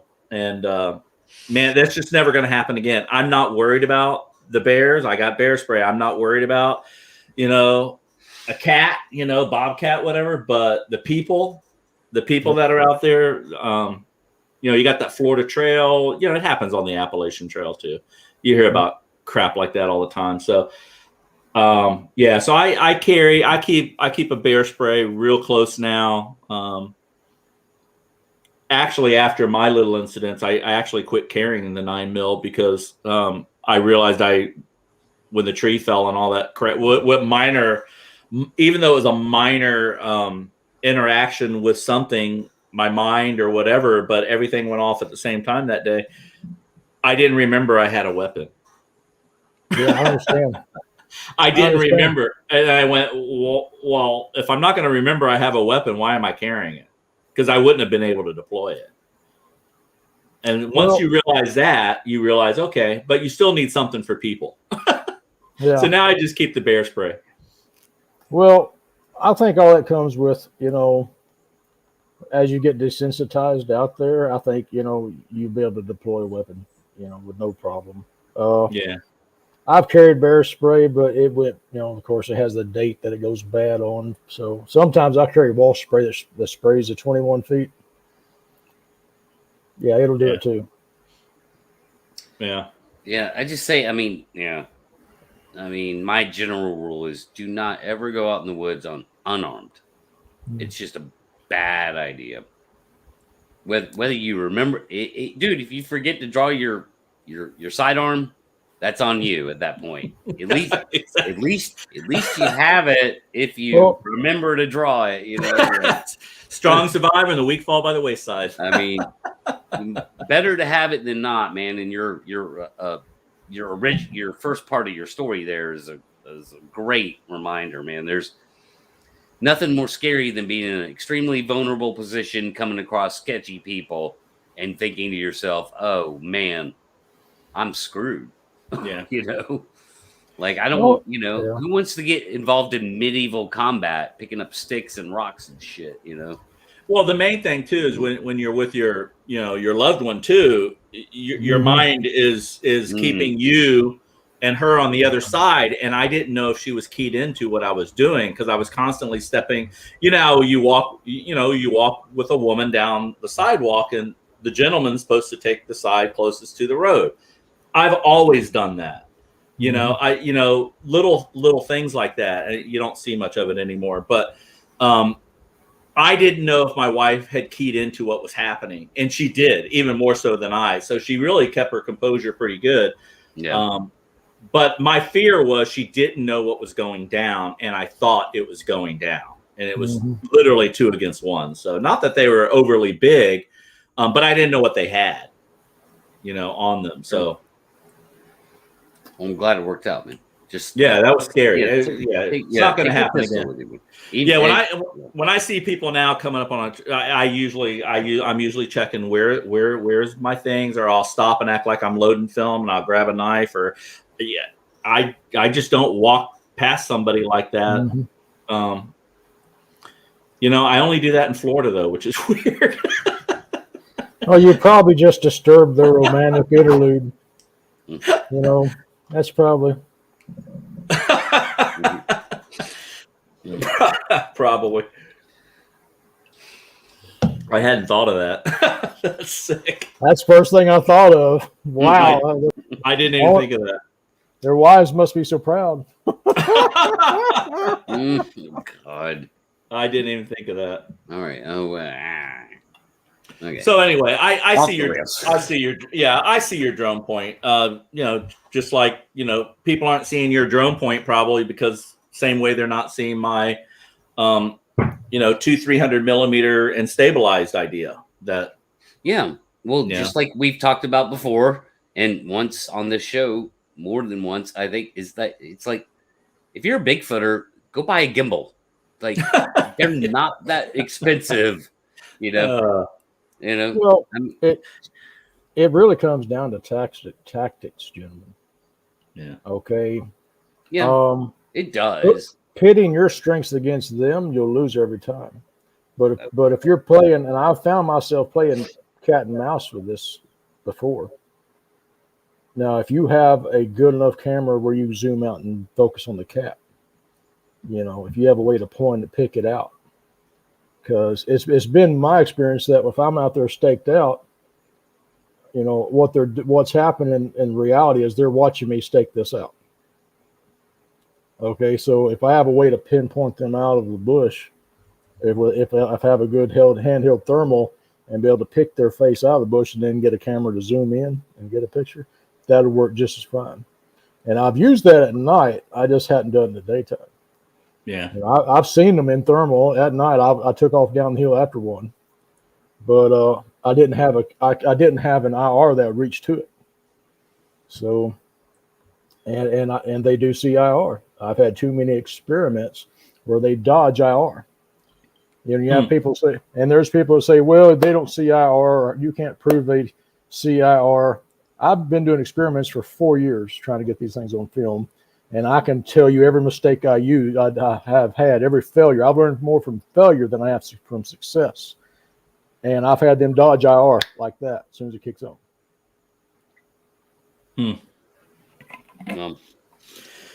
Dude, all I have to do is get on top of one. That's what right. Like, that's it, man. Me too. I caught that. Get right. I need to get there. back. I need to get out more. Oh my gosh. Yeah, no, I don't know. I don't want to repeat myself. Like the first hour of the show, dude, is just me making the case. So yeah, it actually got interesting when Matt got on. I'm like, all right. Thanks. It's all good, man. Oh, somebody said gimbal drink. Yeah, I say stabilizer now. They made a drinking game out of my gimbal usage on my channel. So yeah. So have you come up with any experiments, Matt, that you're going to use? Any experiments or tactics? Well, the tactic's going to be sitting and observation. I have like I said, I've been out a year running and gunning. I know where I felt like this is a good spot. And just walking through it and going to another spot and passing what you think is good is not good. So I think I'm going to go back and visit probably 5 or 6 areas that I felt was good. I may take one person with me. It's going to be a small 2-person team. I may deploy a 2-person hunting blind. I'm looking at some of those. Setting it up the day before, 2 days before, in an area that I know it won't get touched, and then kind of quietly getting back in there and just sitting in there and sitting still. I think that's the main thing. At night, when I start going out at night, I'm going to use, I'll probably do full moon, and I'll probably put my Bushnell 1080p on a I started to say it, on a tripod, and let it set and run. It's not going to be moving camera. I'm going to pick, like a hunter would pick, a shooting lane, and I'm going to set up where I can see 100 yards through some really thick stuff, but a good shooting lane. I'm going to basically set up photographic tripwires. So that's my plan right now, is, I want to prove to myself that, man, what is that? Some kind of a bug.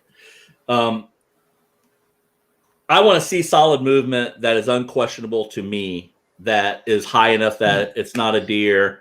I know what a bear looks like. I had a bear, by the way, stand up on me in Okefenokee Swamp about 100 yards out. It stood up. It was 6.5, 7 feet tall. And within the first millisecond, I knew it was a bear. So I thought to myself, my God, how would anyone say, you sure it wasn't a bear? I was 100% that quick that was a bear. It was so odd. I'm like, how could anyone mistake a squash for a bear? Why? I would be insulted if someone said, you sure you didn't see a bear? I mean, I know what a bear looks like. So things like that. But I think the shooting lanes, the sitting still, the observation, finding the right spot. I think the key is finding the right spots. I think I'm sitting in a location that's a choke point. There's a major park that people swim in, packed with people every day of the week, packed with RVs, but it's isolated to one area. It's not isolated to the mile on the other direction. And that mile on the other direction is a corridor. 100%, no questions, has to be a corridor. That's the only way they could get from A, 38 miles out to Lakeland, to B, is through this one corridor. I'm finding spots like that, and I'm going to sit, and I'm going to set up my photographic shooting lanes, and that's what I'm going to do. And once I know it trips it, then I'll go for the headshot. So this is a manned experiment then. A what? So these are manned experiments then. Yeah, like I said, I have a camera. I have a trail cam out about 1.5 miles, 2 miles in a swamp past 4 creeks. That's probably sitting in 4 feet of water right now. I might be able to get to it in 20 minutes with the kayak this weekend. I'm going to attempt it to see if I can find it. I did an iPhone GPS on it, so I should be able to kind of navigate and get right to it. I'm going to see if I can pick it up. That's an unmanned, but it is infrared, low glow sort of thing. But yeah, that's the only experiment I got right now is location, and shooting lanes. All right. Can I make a suggestion? Anytime. On your trail cam, build your enclosure, and inside that enclosure, have inside of it a Faraday cage with your lens, right up against, so it's shooting out of your Faraday cage. Some 1/4-inch plywood with some aligned with a couple of layers of aluminum, screwed together. Yeah. How is I found a wildlife photographer in Denmark, He's not using the Faraday. He's just built. He's wired a thermal security cam on his property into a solar panel, into a battery, and it's live on stream now. If anybody wants it, I can send it to you. And it's just super fascinating. He's getting fox, he's getting birds, he's getting beavers, he's got a little spring bubbling up and on his property, and I forgot the acreage of it, and he just wants to see. He's bringing it back naturally. He wants to see all the animals that are out there. And the way he set this camera up, I went, oh my gosh! Again, wildlife photographer, brilliant idea. You know, the camera never needs charging. It's hooked up, running and live, similar to what the gentleman you had from High Check. Yeah, High Check. Yeah. Mm-hmm. I haven't seen his live feed, by the way, but I think I went and checked it out. It never was up, so I don't know if anybody knows if that's up yet. I'd be interested in seeing that. I don't think it's public. He said it's coming, so I don't know. I'll reach out to him and ask him, but I haven't seen any links to where it's like live broadcasting publicly. Yeah, the night Sean had him like a month ago, he goes, "Oh, it's going to be live tomorrow," and I checked back 3 days later, I checked back 4 days later, I checked back a week later, and it was like, what the heck's going on? So I don't know.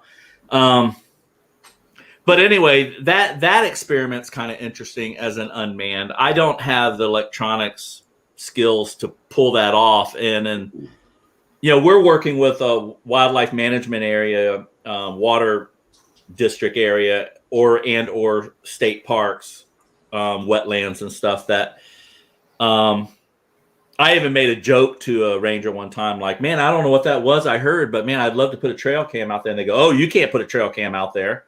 I went, oh yeah, I would never do that, you know, but I got one sitting out there. But but I'm like, where's the rule that says you can't put a trail cam up somewhere? It's like, you know, I don't know. There's thousands, I think, in the Green Swamp. I mean, all the Bigfoot hunters are catching each other on their trail cams.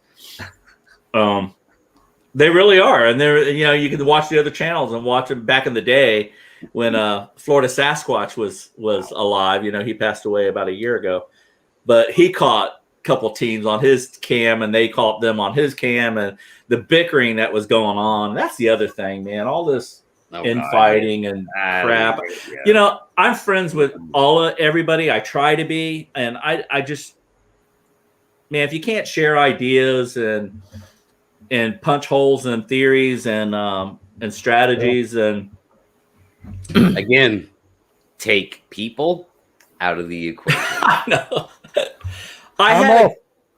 I had a guy on my channel on the last live we did where I said the light bulb went off when I was out with Mike and Marie, that wrote in the chat, Central Florida, what's up? That was horrible camera work. I expected so much better from you. That was just horrible. I'm like, wow, man. You know, you set a standard or try to, and then all of a sudden, you know, you go in with a monopod because you need your hand free. I can't be walking like this. And you get ripped for not having stable video all of a sudden. So I thought it was funny, you know, but hey, good for him to, you know, give it to me. I'm fine with that. I'm fine with that. But then I'll always come back and say, but then I'll always come back and say, well, show me what you got. Yeah, right. There's always a critic. I mean, yeah. I got people right now like, where can I find what Patrick's talking about? You know, how can he prove this? Right now in chat. Yeah, I saw it. Yeah. And it's fine. It's fine.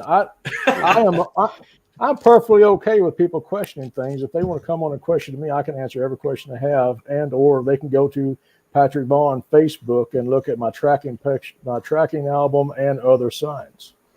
And everything in there, there's an encounter and story behind every one of those. So if you'd like to come on, I can do that. Nothing wrong with questions. Well, one thing I found though, you need to be 460 yards off of them before they don't pay attention to you. Okay, that's the closest I've been able to get, 460. Any closer than that, they know I'm there. They can pick me out. I don't know how, but that's how I failed so much. And I don't know how you can do that. If there's a long straightaway that you can get in a wood line and scent kill yourself downwind, because if you can get to a place downwind that they can't get behind you, they have to cross up there, you'll force them upwind of you. Other than that, they're going to go downwind of the major intersection of everything so they can smell what's there. So They can't smell my drone. And there we go, all the way back. yeah, They can't smell a fucking drone.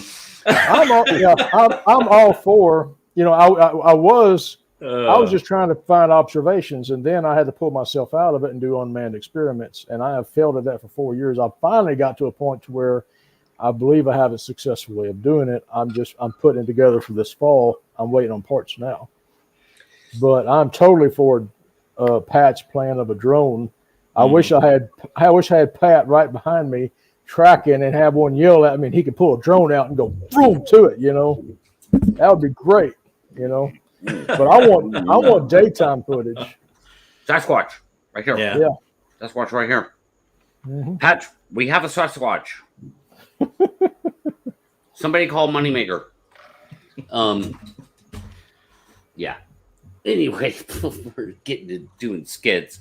Yeah, I mean, yeah. So, like, I would say this, like, my advice to any, like, team or people that want to use drone technology. So, the advanced technology I'm talking about is expensive as hell.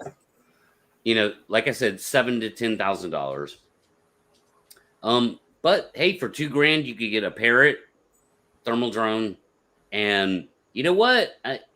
It's not my cup of tea. Like, for like, hey, let's go really get conclusive footage. It's useful. The little Parrot drones, man, they're not real big. They're very darty. You can actually fly them under the canopy in the right conditions if you don't have like too much in your way. And they have thermal cameras on them. $2,000 drone. So like, it's so if you're thinking about buying a $1,500 FLIR monocular, which I think is useless, except for just general observations around your campsite, right?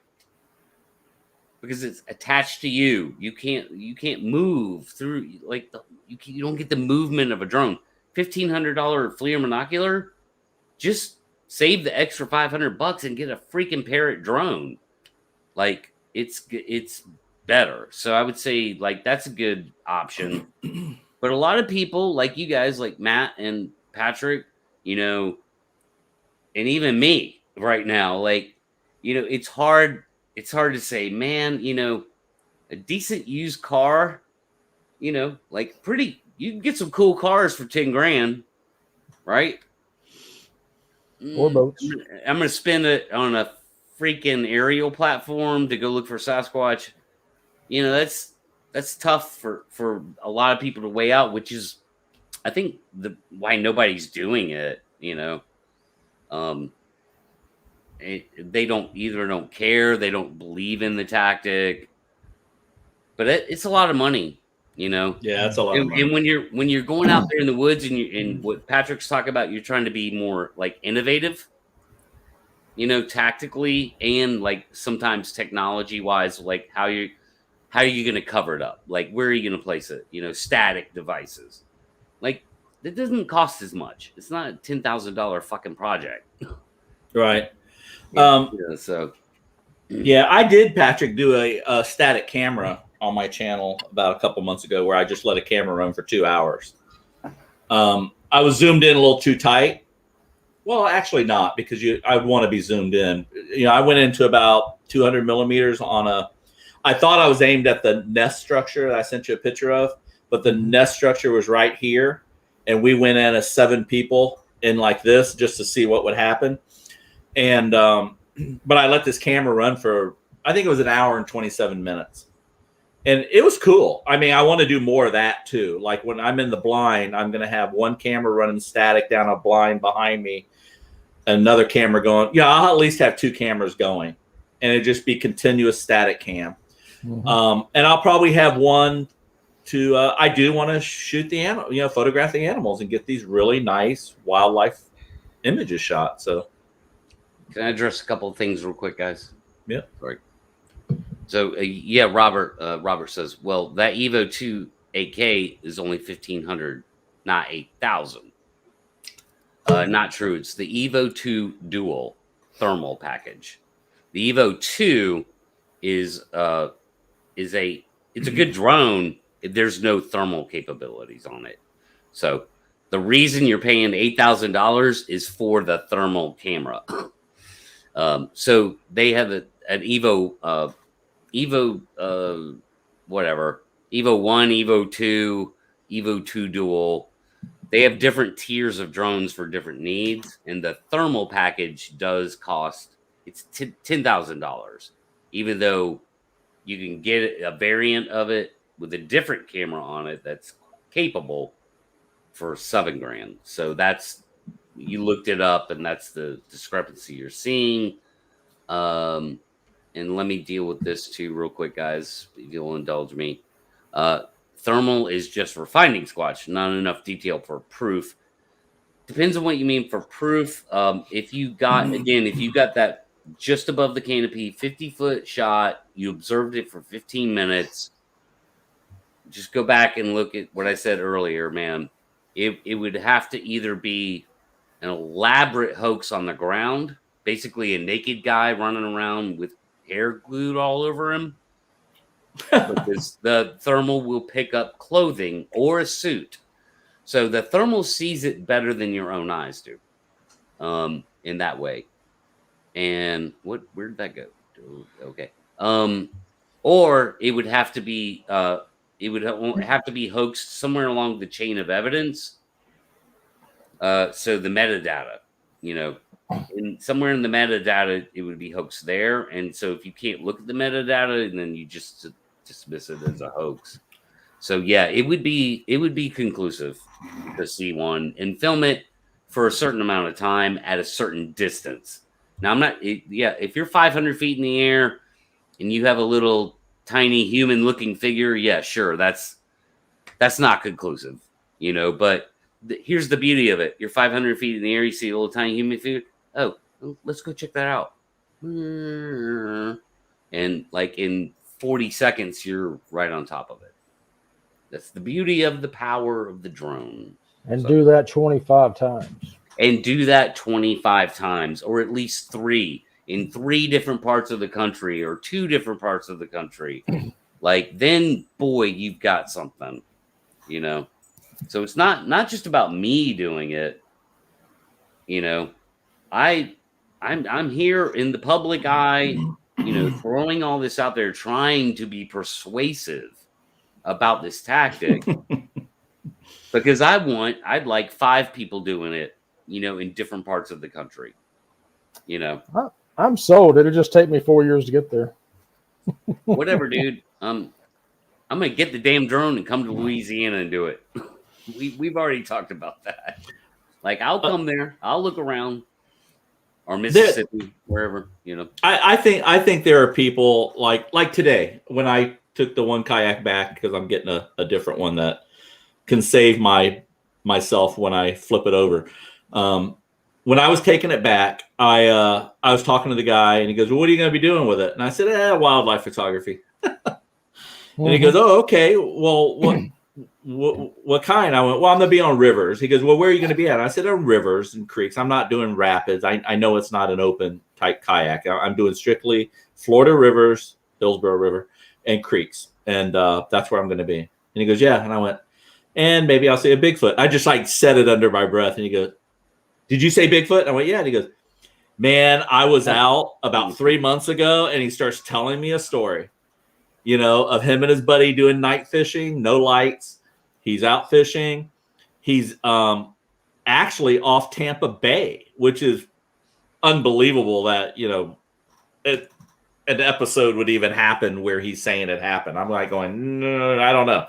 Yeah. But he starts talking about an island off this community, and he was off in a channel, and they were in a flats area, very shallow, and 80 feet away, wrestling in the water, stomping.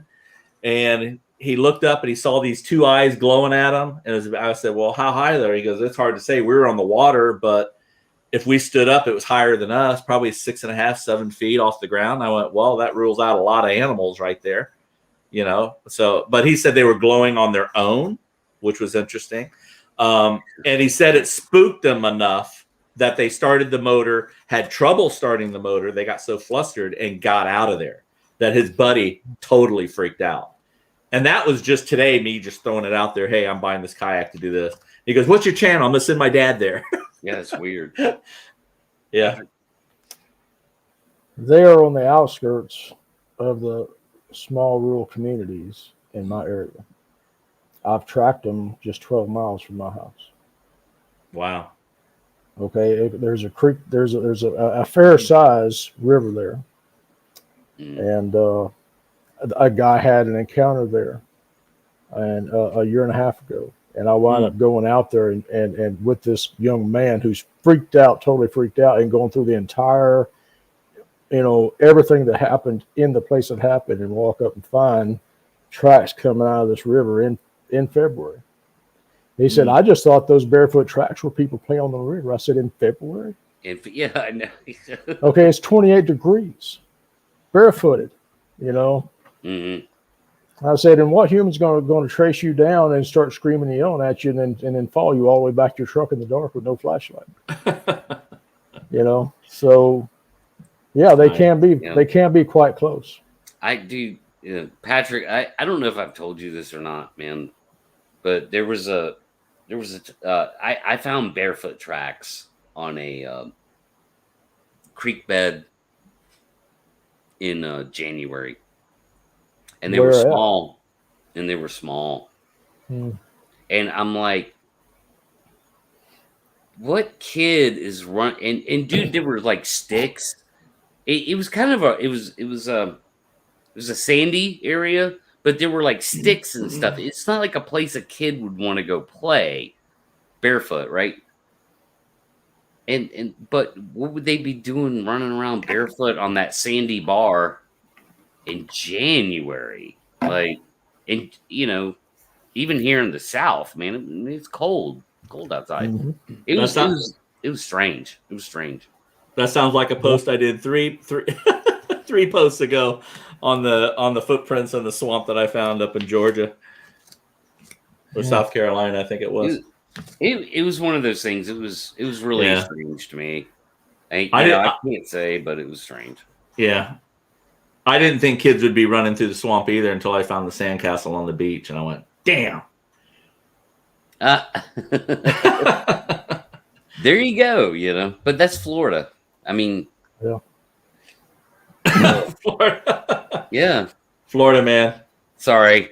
I know I'm like I have our TV station wanting to do something on me, and I said no. They go, oh, we want to put you on. We want to, Bigfoot hunter, blah, blah, blah. And we want to put you on. I said no. Hey, dude, Matt. Give them Leon. I'm serious. Yeah.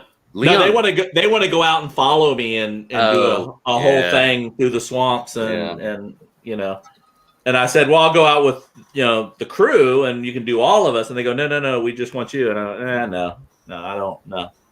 They go, be good for your channel. I went, that's not what I'm here for. Huh? Okay. Well, good on you. I don't know, man. I think that's all I got tonight, guys. Anything else? Any closing thoughts? No. It was interesting to hear your take on the drones because I did go against you on that. I think the most compelling evidence for me was not having the deer spook. I was actually surprised by that. Okay. Because anywhere else you walk up on and try to walk up on them, even in person, they even at campsites where they're used to people, sometimes they'll react more than that. So I'd like to hear what that drone sounded like, though. Yeah, I mean, it's not super loud, but it's not. The deer heard it. I mean, you saw the ears up, and it was looking around. But yeah, Patrick. I want one of those books that he has. Are you still It's research, learning, man. animal sounds? Yeah, I'm researching the sounds. There you go. Oh, that's disturbing.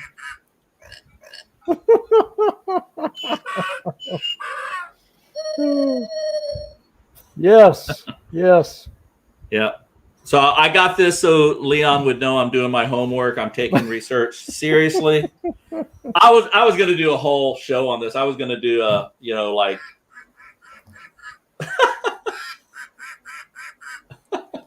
I was going to do a whole thing where I'm live, but I act like I don't know I'm live, and I say I'm getting ready to go live, honey. I'm busy right now. I'm doing research, and then put this away. I went okay, Yeah. and go what? I'm live. What? And then just go blank. I still may do it. Well, you can't even blame Tim.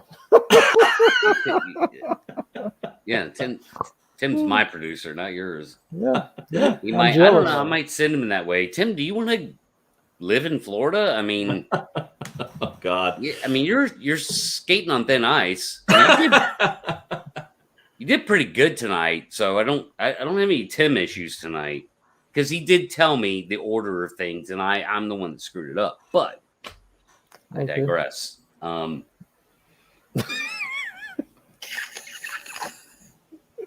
Leon's like Pat. Pat. We need to have a long talk about Tim. That's all I have to say. Is that Leon is right now. He's like, Pat, we have to have a very long talk about Tim. Okay. He has a talking cat, dude. He can't say shit about Tim. I'm the only person that gets to talk shit about Tim. Yeah. Let's not even talk about the horse he has to go feed. Oh wow. Okay. Every time he's on, see, I got to go feed the horse. Yeah. Right. Well, I appreciate it. It was fun. Yeah, thanks for being here, man. I'd love to talk photography and videography more with you because I think at the end of the day, man, where the rubber meets the road with you and I feel a real kinship with you is the professionalism and whatever you and I or anyone else can bring to the table for any kind of like professional tools or tactics or just knowledge of how to use your shit. Yeah. Why iPhones can suck at 50 yards, and they do, right? Things like that, And 95% of us are using iPhones. Right. Yeah, and they're great. Like even the iPhone 12 is like great for like up close stuff, man. It looks fucking wonderful. You can make movie trailers out of them, But at 50 yards, you can't like you were talking about digital zoom, like that's not as good as you think. No, it starts getting real good at the $1 million price level. Yeah. Optically, and I don't even know how much of that's digital, to be honest with you, with those systems, because they're pretty big systems, so they actually might have real lens focus. I think they have real lens focusing, complicated lens focusing, infrastructure. But anyway, thanks for being here, guys. Yeah, anytime. I'm gonna wrap it up. I want to talk about Friday.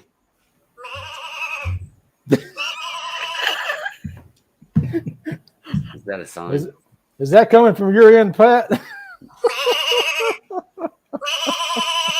No, but I got ears. I got ears in the air. Oh, yeah, I bet.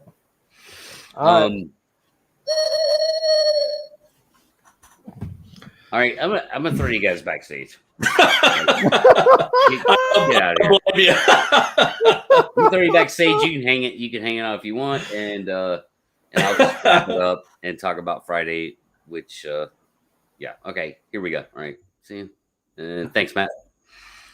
Thank you, Patrick and Matt, for being on. I appreciate that so much. Matt, of course, like I asked Matt to be here. beforehand, and it felt good. Like it was good to have that conversation with him. It was good to be able to like present all this tonight, in the way that I want to present it, which is just live, like fly by the seat of my pants, like just do it, and I think I've said everything I want to say about it. It is what it is, man. It's either like, whatever level of understanding, dude, my mind's made up. It's something I'm going to go for big time. And we'll see what happens. But the most important thing, Matt, thank you so much. Like the biggest thing that happened tonight was me learning that I could do a little little networking, hey man, I want to check out your specs. I got some thermal, some commercial stuff. I want to check out your drone and maybe get one either for free or at the low to rent for 2 weeks. Like I had no idea, man. So that was my ignorance being exposed, and who cares? I learned something tonight. I learned something. And that's all I can do, man. Keep learning. The more knowledge is power, right? The more I learn, the more powerful I become as Spider-Man or whatever, Drone Man. Anyway, I'm gonna do a show Friday as I wrap this up. So the next show is gonna drop is gonna be Friday, and it's gonna be an interesting one. And I want Patrick to be there. So Patrick, if you could be there, like at the end, it'll be kind of like tonight. I'm going to do my spiel and I want people to come in. It's going to be hard for me to do, but, it's the story of Kelly Ray Jones. And it's going to be a tough one for me to do, but it's something I got to get off my chest. It's something I need to put out there. Like, he's worthy of it. I miss the guy. He's not around anymore. But I got to tell this story. I just have to put it out there and see what you guys think and see what the panel thinks. So that's coming the next episode on Friday. And, thanks for watching, guys. I'm going to wrap it up.